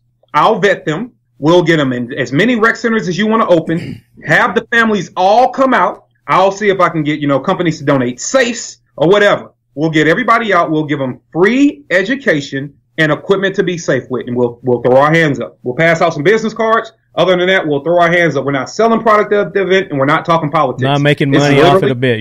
You're offering education. Free. You bring in the experts, and you've done this. You've made this proclamation. You've done this publicly. It's out there. It's called STLPSA. It's on YouTube. It's on Twitter. It's on Facebook. It's on Instagram. It's out there. All right, and that's anybody in the country. They want to come, they can come. Yeah, anybody wants to come, and you know what? And I want guys, even if you're not familiar with how to do it in your area, you can not only bring the program, which I know we'll talk about, Aiming for the Truth, but hell, if you want to do it and you want me to come to you to help out with that. I mean, we should all be working together in that way. Okay. That's awesome. So you're saying that if somebody in Tennessee said, hey, I got a group that wants to take part, they can't make it to St. Louis, will you come to Nashville? You'll do that? You're willing to do that? I'll come to Nashville. There you go, guys. There you go. I mean, you can't beat that. And that's overwhelmingly the mindset of the 2A community too. I mean, I've heard several people doing similar to things to what you're doing. I got a buddy who's in Ohio who is in the process, I don't know if he's done it yet or not, purchasing some facilities, and he is offering active shooter training for teachers in his area, students to come free of charge, law enforcement to come there and train free of charge. That's awesome. Time and time again, I've heard people making these offers, but it's like you said, the anti-gunners, the politicians seem to be very reluctant is the word that comes to mind right now. I mean, there's probably a better word for that, but they don't seem to be pushing and promoting this because it doesn't fit in their agendas. You know? And you know what else? What they have to admit by allowing me or anybody else, by allowing that, by saying, yes, we're going to do this. We agree to all the rules. Let's make it happen. Let's save the kids. They're saying firearms aren't the problem is what they're saying when they do that. They're saying that, and they're saying that we're not the evil terrorists that they paint us out to be. Exactly. Right? So by doing it, then they're giving in basically. Yep. But that's what it is. That's what it's education, and that's where you start at the youth and you start educating them there. And we do it now. You do it today, and you get in touch with Kevin at No Other Choice, and you get your kids in his program. And you got a friend, you got a buddy. I mean, people who are listening to this show, they get it. We're preaching to the choir. But what we're hoping is that you people, you lead heads, what do you call your people? Your the followers? Chosen. The children? The chosen. The chosen. If you're part of the chosen, pass this along to your family, your friends, even a stranger. I mean, if you're out on the street and you hear somebody that obviously doesn't know what they're talking about, they're anti-gun, they're talking about how we need to get guns off the street and they're evil and blah, blah. Introduce them to Kevin's videos. Go to his YouTube channel, go to his website, and I think you're going to shed a lot of light to where there was darkness before. And that goes to a thing that we've talked about in the past on this show too, is if you know an anti-gunner, somebody who's just adamantly against firearms, invite them to the range. Invite them to go shooting with you one day. And I guarantee you they will walk out of there with a completely different perspective. You may not convert them, but they're going to have a completely different perspective on it. They're going to have a different respect of firearms and firearm owners. One of my favorite things to do, there's a video up I just put up like 2 days ago. It was out on social media about a few weeks back, but I just re-put it up on YouTube. And it's me talking to so I encourage everybody to go look at it. Just go look at my channel and you'll see it. And it's me talking to a teacher, and it's a raw recording just off a cell phone. I didn't even know the conversation was being recorded.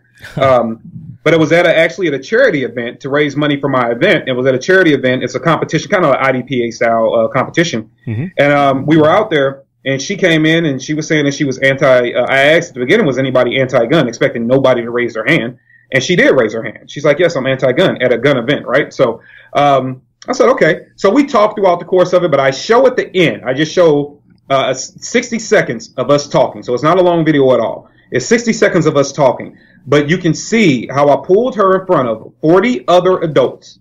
And not only did I give her credit for listening, I presented her with gifts off the prize table for being willing to have a responsible, intelligent dialogue with me. So it started, and she didn't necessarily agree with everything, but it started when she was like, you don't need ARs and AKs and yada, yada, yada. I was like, well, why not? And we had the whole conversation very peacefully, very entertaining. Within 2 hours, she was down to, okay, I get it now. You can have any rifle you want. I don't care, but I don't think you should have more than 15 rounds. I said, you know what? We're going to stop there today. We're just going to stop because you know what?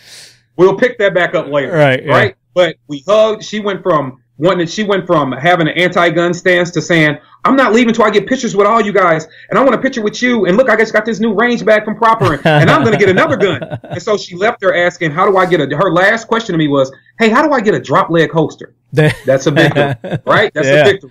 So I encourage people to go watch that video because it's awesome. It's a great platform to how you can actually discuss with them. Point in case video that works, you know. That. Yeah, I got another video where I call it's on my channel. It's Into the Lion's Den. It's a bit longer of a video. It's about 20 minutes, but it's Into the Lion's Den, where I went into a all Democratic anti-gun meeting by myself to educate them on firearms. And how'd that go? Wonderful. Yeah? Wonderful. So they didn't get the crowd mentality. What is that, mob mentality, and gang up on you? And they couldn't do it. And you know what was beautiful about it is I understood, I believe I do convey the message in the right way, in a different way. I won't say the right way, but we all have different gifts, and I think communicating with people that disagree with me is something I'm kind of naturally good at. So I was able to take that skill set, go in, and just talk to them. But you know what? And this is just the truth. They didn't expect that message to come out of this vessel. Right. They didn't expect that, right? So when they were getting it the way they were receiving it, it was very, I got a couple of legit questions, nothing funny or, kind of mean spirit at the end, legit questions, which I answered on video. And everybody was like, okay. And it ended with them saying, how do we get you around more to help our kids? How do we get you around more to help people really understand what guns are? And that led from one event to be invited to, I think, 6 more events. Nice. So very good, man. And thank you for doing that. I mean, what you're doing is, you're setting the example. You're leading by example. And I can't thank you enough for the movement that you're doing. I want to know how Talking Lead can get involved with, what did you call that program, the AIM? So the program we run is Aiming for the Truth. And what Aiming for the Truth. Okay. What Aiming for the Truth is, so I've been doing, throughout the years, I've always done mentoring. I ran a program with the NFL. It's called All Pro Dad, and that program was teaching fathers how to become more involved with their children. And so you go from a community that's saying, hey, our fathers aren't around. I had 30 fathers for the better part of a year straight show up every week at their kids' school to be involved. Half of them couldn't even tell you how old their kids were. But I got them there, and we got them involved. And we let the kids voice their disappointment in Dad, and what they were mad about with Dad. And we let Dad, we had fathers crying and breaking down, and we fixed those relationships and taught them how to build better bonds with their kids. And I've also done youth mentoring with 7, 18-year-old, 16-year-old at the Risk Boys. That started when I was back at the PD. And I've done charity giveaways for victims on local news when they were robbed or something. We would try to do charities to make sure they got whatever was taken from them replaced. So all that stuff, and I put it under one roof. And so what Aiming for the Truth is just that we're aiming for the truth around violence. What's causing violence? Not a tool, but what's the root issue? Yeah. So we deal with things like mental illness, the family structure, employment, managing your finances, children's educations, different opportunities for your kids, conflict resolution. And then once we do all those things and we bring in subject matter experts to talk about all those individual pieces, right? And so they're there for you as another resource. You have a moment at the end of the program to sit and talk to them individually, set appointments to go into their office, and we start helping you heal through these things. I'm able to speak and be an MC for the whole event because everything that's dealt there, I grew up in it, so I'm able to speak from a personal experience. Then after you've shown people that they have a life that they can actually build equity into, I'm not giving you money. I'm giving you a job application. I'm giving you resources. You're going to be held accountable to build on it after that, right? We're there to support you, but you still have to do the work. But once you've shown people that you can work and you can build equity, you don't even know how to tie a tie. We're going to help you do that. You don't know how to write a resume. We're going to help you do that. You don't know how to deal with your mental struggles. We're going to help you do that. You don't know how to manage the $400 you might make a month. We're going to help you do that. We're going to help you with all that. This is all outside of your firearms training. This is another different program that you're the AFT. Yeah, totally different program. Actually, all the money that's made from the firearms training funnels into this program. Gotcha. And how long have you been doing that? I've been doing Aiming for the Truth. Had its big. I've been doing this program for 6 years now, but it was all scattered about. So it would be me over at a boys' home doing mentoring, or over at a family's house helping out with child safety, or it was scattered. It was all over the place. And so I decided last year to put it all under one roof. Let me stop spreading myself so thin and let me get everybody under one roof. That way I can impact more people. Yeah. So we had our first annual event, the big one last year, as far as the big crowd gathering. That one was actually featured on NRA TV on the N.O.C. show. Oh, cool. Those guys came in town and documented that event, put out a great video. It's called Aiming for the Truth. You can just type that in on YouTube. It'll come right up. Okay. And we were featured on season 6 of N.O.C. So it's a great platform. And now after we've taught people how to build that equity, and also part of that, I'm sorry, before I forget, sure, is free firearms training for children. So that's all involved in that. Okay. Now, after we've taught people how to build equity into their lives, how they really do that, then you ask them a question. I'll just ask people a simple question like, hey, do you agree? I want you to envision using 3 different resources that are here for you today and think about the life you're going to build. Close your eyes. Do you agree that there is somebody that will take that life from you? Unanimously, everybody's like, yeah. Of course there is. Okay, let's talk about this thing called the Second Amendment. Let's talk about how you defend that equity. Then we talk about I don't bring it up until then. Right. It's not even mentioned. Yeah. It's not a gun event.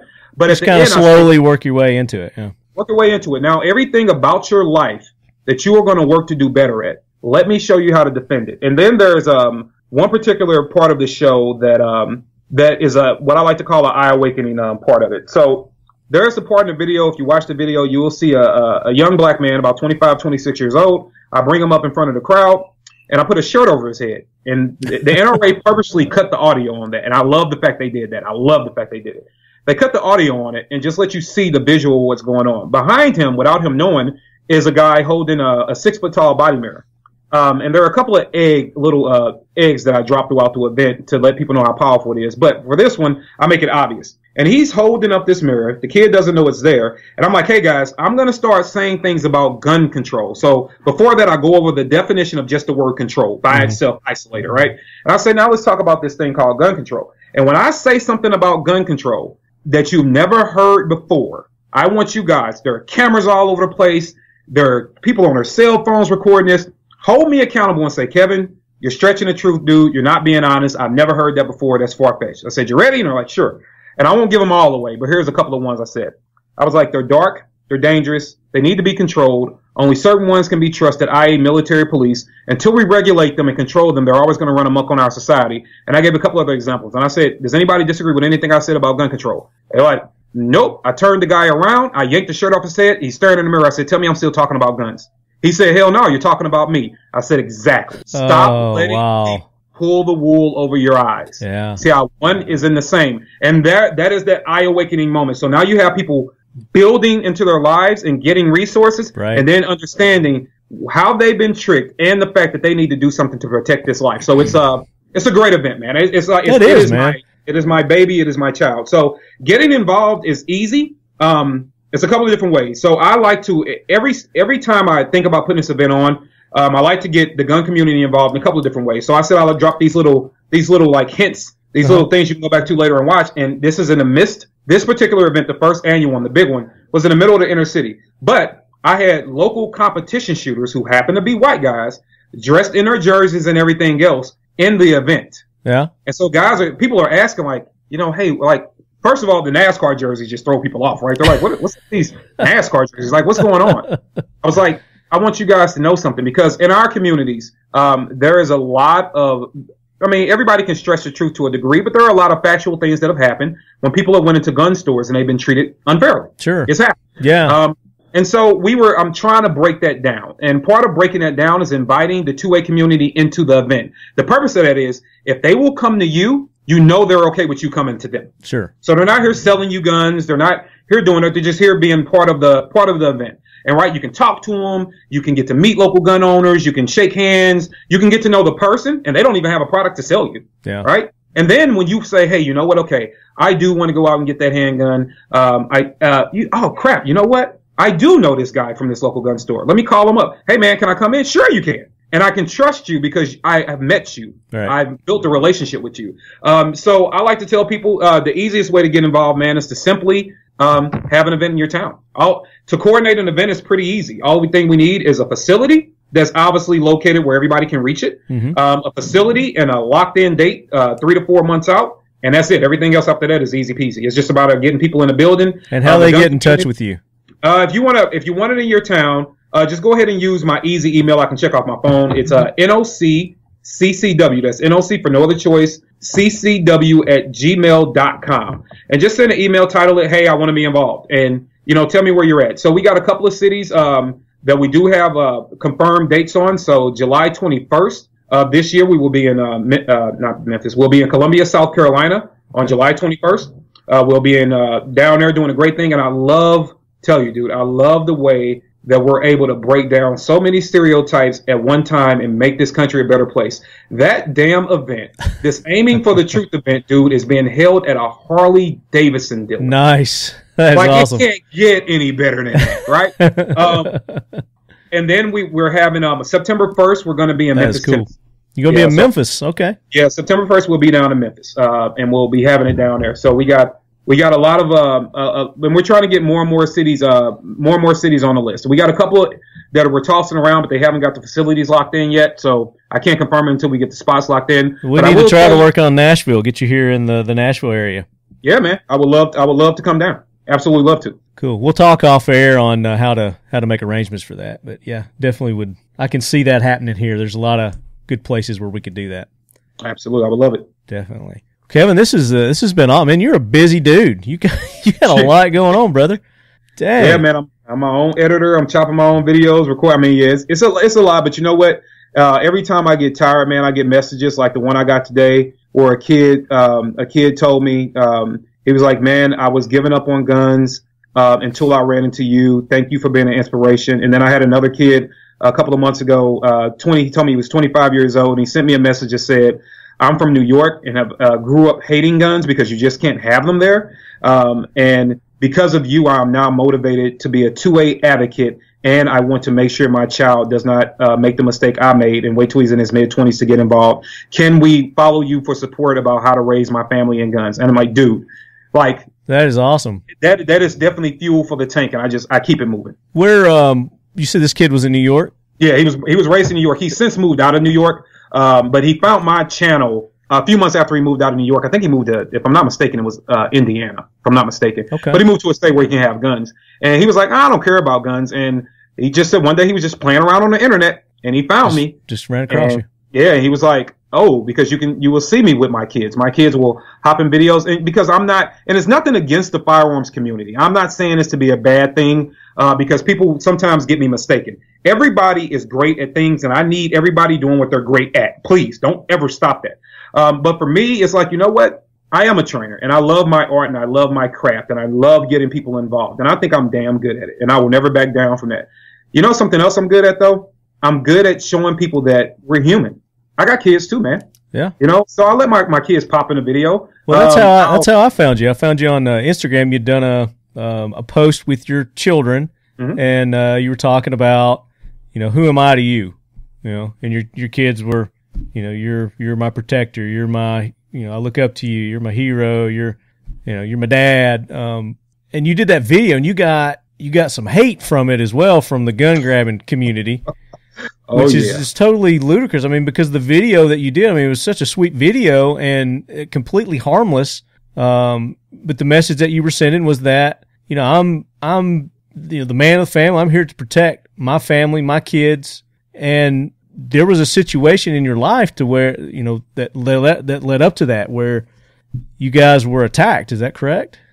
Yeah, so me and my wife, we were meeting up. She was out at a friend's house with the kids, and I needed to meet up to get the kids to swap, and I was going out somewhere else. So we had to come up with a meeting location. And just so happened that was going to be right smack dab in the middle of the city. I was like, okay, babe, you need to let me know when you're leaving before I can time it and I can meet you, because I don't want you there any amount of time by yourself. Right. And she's like, okay. So we coordinate. We start moving to meet each other. And I'm sitting at a red light across from our meeting point. It's at a gas station. And my wife, at the time, she had a little two-door compact car, and she's pumping gas. And, you know, bless her little heart, but her situational awareness wasn't what it should have been. Right. I'm right there with you. Yeah. It's like situational awareness, honey. You got to be aware of your surroundings. And I'm looking, the gas station, the pumps themselves aren't that crowded. And I noticed I'm looking at this guy in this old Buick. But it doesn't have any hubcaps on it, and I look closer, and the car doesn't have any license plates on it. And, you know, I'm looking at the rear of the car, and in every state, you at least have to have a back plate, right? Right. And I'm like, tinted windows, or a no temp plates, tag, yeah. No nothing. I'm like, okay. So I just started watching this guy, and I'm still sitting at this red light, and then I watch him, and he's like moving between the pump stalls over toward my wife. I'm like, why is he moving so funny? Mm-hmm. Oh, hell, he's avoiding the cameras. He's trying to hide behind the pillars to avoid the cameras. So I'm about ready to run the red light. Like I'm literally about to floor it and run the red light as I'm checking traffic. Just so happened the light turned green. So I fly, and I'm in a big Denali, and I mean, I got this thing hopping, and I hop and I get on the parking lot, and just as he started yelling at her, you know, she turned around and got scared, and she jumped and just covered the kids in the backseat of the car. Yeah. She didn't know what else to do. Maternal instinct. Yeah. Yeah. She jumped and covered the kids. Now my son actually turns around and looks out the back window of the car. And so he sees what's going on, and I can see his face. So I cut him off, and I jump out, and he's just in drawing motion of his gun. I just see this dude's drawing a gun. Yeah, he's drawing a gun on him. He is ready to, you know, impose his will. You know, you're drawing a gun on my family, you're there to kill him. And there is no other way I'm looking at that. Yeah. So I was able to get out the car, angled at a position where I got the driver's side door, cutting them off and making an egress to them. I had already started letting the window down. So as soon as I cleared the car, I'm through the pillar of the car and the door, the V shape there, and then I immediately go over to the window and I come from around the door, and I'm making it a point. I am not letting you get any closer. Mm-hmm. But I got him covered the whole time, and I started moving down on him. And you know, I tell people all the time, he realized that he was in a fight with a lion and he wasn't going to win. So he, you know, threw his hands up, he ran back over to his vehicle, and he shot off into the darkness. But that's what this guy almost killed my family. And had I not been there at that exact moment, absolutely, I might not have a wife and kids, completely right? different story, right? Yeah, you know, so I was just basically it wasn't really in a response or a critique to the March for Our Lives movement that just happened, but it was seriously saying that, guys, if you're going to have a debate in this country about firearms, if you're going to have an open, honest debate, I need everybody to be represented. So I put up a video that said, nobody march for us. And you didn't, because these are two kids. And by the way, my wife is an administrator. She's in the school system. So these are two kids and a teacher that almost lost their lives. But nobody is telling the story of a father that used a firearm to protect them. So I decided to tell my own story. And I told that story, man. And one of the first responses I got. This is ridiculous. Yeah. Man, was a woman that said on Twitter, and I don't even know how to tweet, dude. I'm just getting used to Twitter.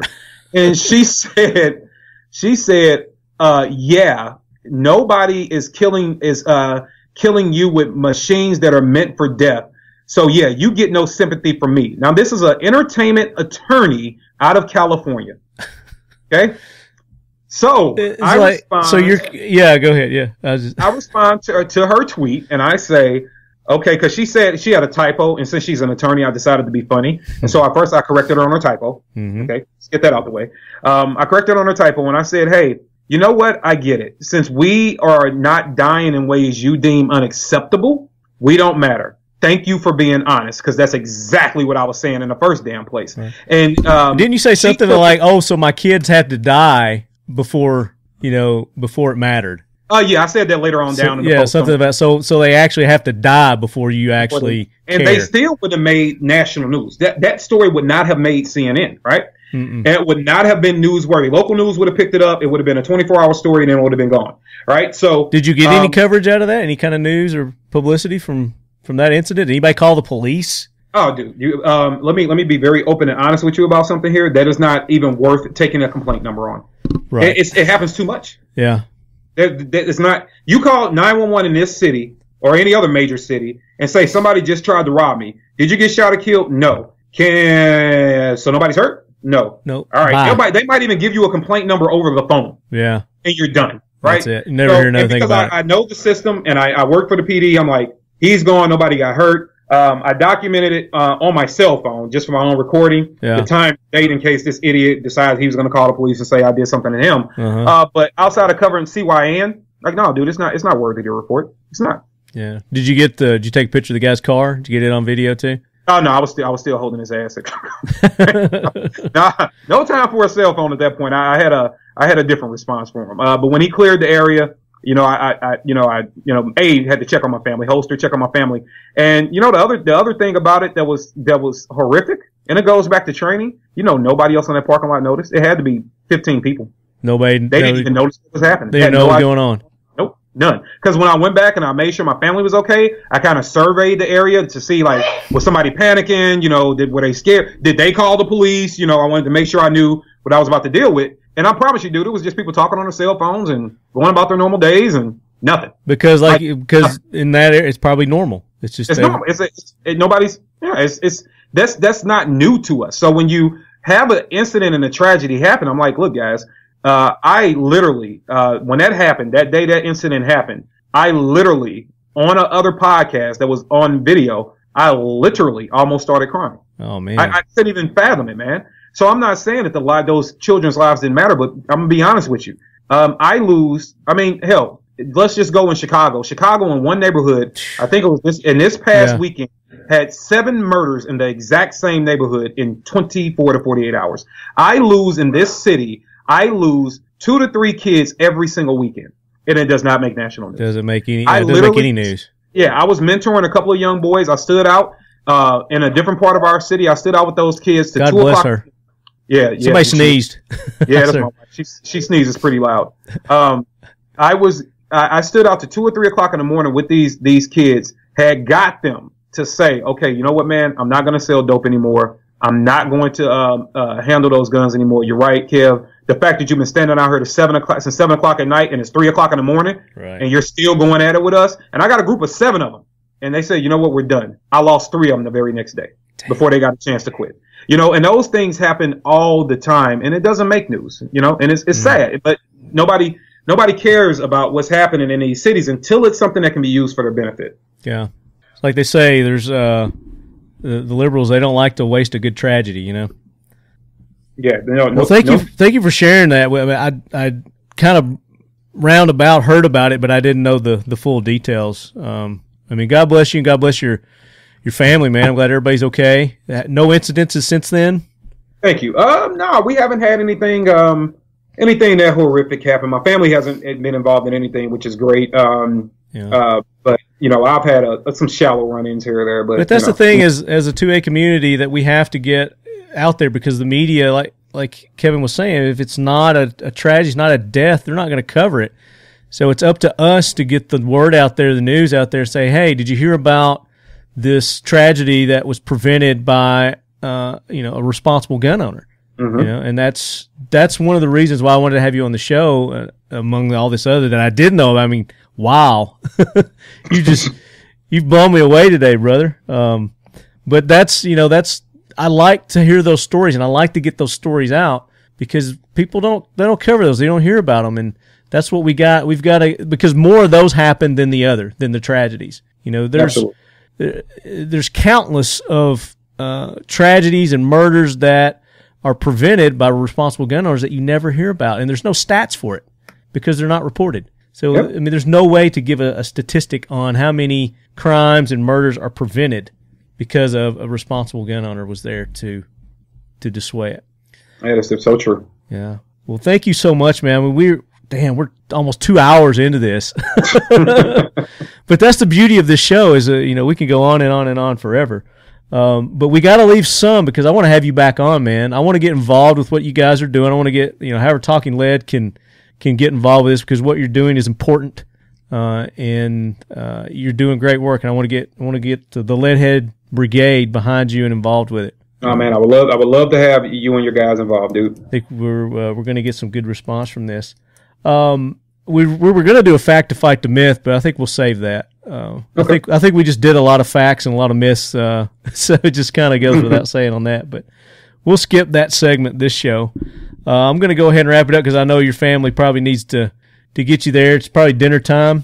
Oh yeah, probably past dinner time, man. Sorry about that. Oh no, you're fine. But that brings to the end of another episode of the Talking Lead podcast. Leadheads, thank you so much for tuning in, all the support. We've been doing this 5 years now, Kevin. We're celebrating our 5th year anniversary. Oh, congratulations. Thank you very much. And we are celebrating all year long, and we're giving Leadheads at random certain swag items from the Leadhead Vault. And I would like for you to pick for this week's giveaway one of your followers, The Chosen. Who do you want to go with? You know what? For this week, I'm going to give it to Mr. Scott Kimball. Scott Kimball. Okay. Scott Kimball. He's actually out of New York. He's still a New York resident. Scott's a very good dude. Scott actually, there's a video on my YouTube that said, I can't believe he said this. Scott took time out. I saw that. Okay. I saw that. That's Scott. Yeah, Scott's got to get some stuff, man. Scott's a hell of a guy. All right, Scott. You got to tell Scott to listen to this episode. Say, hey, Scott, there's a special something for you in this episode of Talking Lead. So don't tell him until he listens to the show. Gotcha. So, Scott, you get in touch with me. You send me you can send me an email, talkingled@gmail.com. You can get in touch with me on Facebook, Talking Lead. That's another place you can reach out. I don't really do Instagram, so don't send me a message on Instagram or the Twitters. I'm kind of like Kevin. I hadn't really got into the Twittering, so email would be good. Just say, hey, this is Scott. Send me my Leadhead swag, bro. So, we'll hook you up with some nice items, stuff that you can have in New York. Obviously, I know they're very restrictive on things, but we'll set you up with some nice stuff from our sponsors of the show.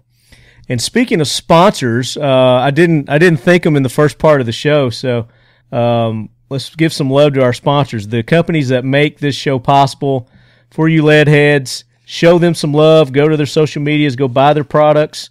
High Threat Concealment. We'll go ahead and start with them because they sponsor Kevin's channel. No Other Choice as well. Adam and the gang over there, great bunch of guys. If you need some rig for your concealed carry, they've got pretty much everything you need there. The holsters, the belts. They've even come out with some products for your dogs now. They got some canine. They got some leashes and some collars. Should be getting those in the mail any day now. I'm going to put them on my big sweetie. I got a Great Dane, Kevin. He's about 185 pounds. That's a big dog. So big boy. I'm surprised he's not come in here and bothered us. But High Threat Concealment, check them out at highthreatconcealment.com. Right On USA, RITON USA, the official optics of Talking Lead. American-made, veteran-owned company. Well, they're not American-made. They're American company. They're veteran-owned. They're family-owned. Everybody knows optics aren't made in America, but they use the highest quality of components. They get the glass from Japan. They've got a full line of rifle scopes. Have you ever heard of Right On? No, this will be the first time. You need to check them out, man. It's a great product. The first product I saw theirs was a pair of their binoculars. I can't remember where I was at, but I got a pair of their binoculars, and I looked at those binoculars, and they were so crystal clear, and just, you know how you can feel quality when you put something in your hands? Mm-hmm. That's the way it felt. And I was like, man, tell me you guys do scopes, and they do red dots, they do magnifiers, and they're going to be coming out with a rangefinder. So, guys, check out rightonusa.com. X-Steel Targets. X-Steel Targets. The best, most affordable AR-500 steel targets on the market today. xsteeltargets.com. Check them out. They've got something for everyone. Competitive shooters, your weekend shooters, your hunters, your law enforcement, your military, your precision shooters.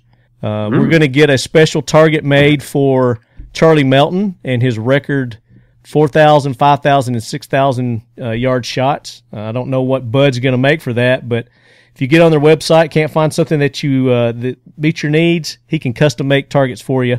xsteeltargets.com.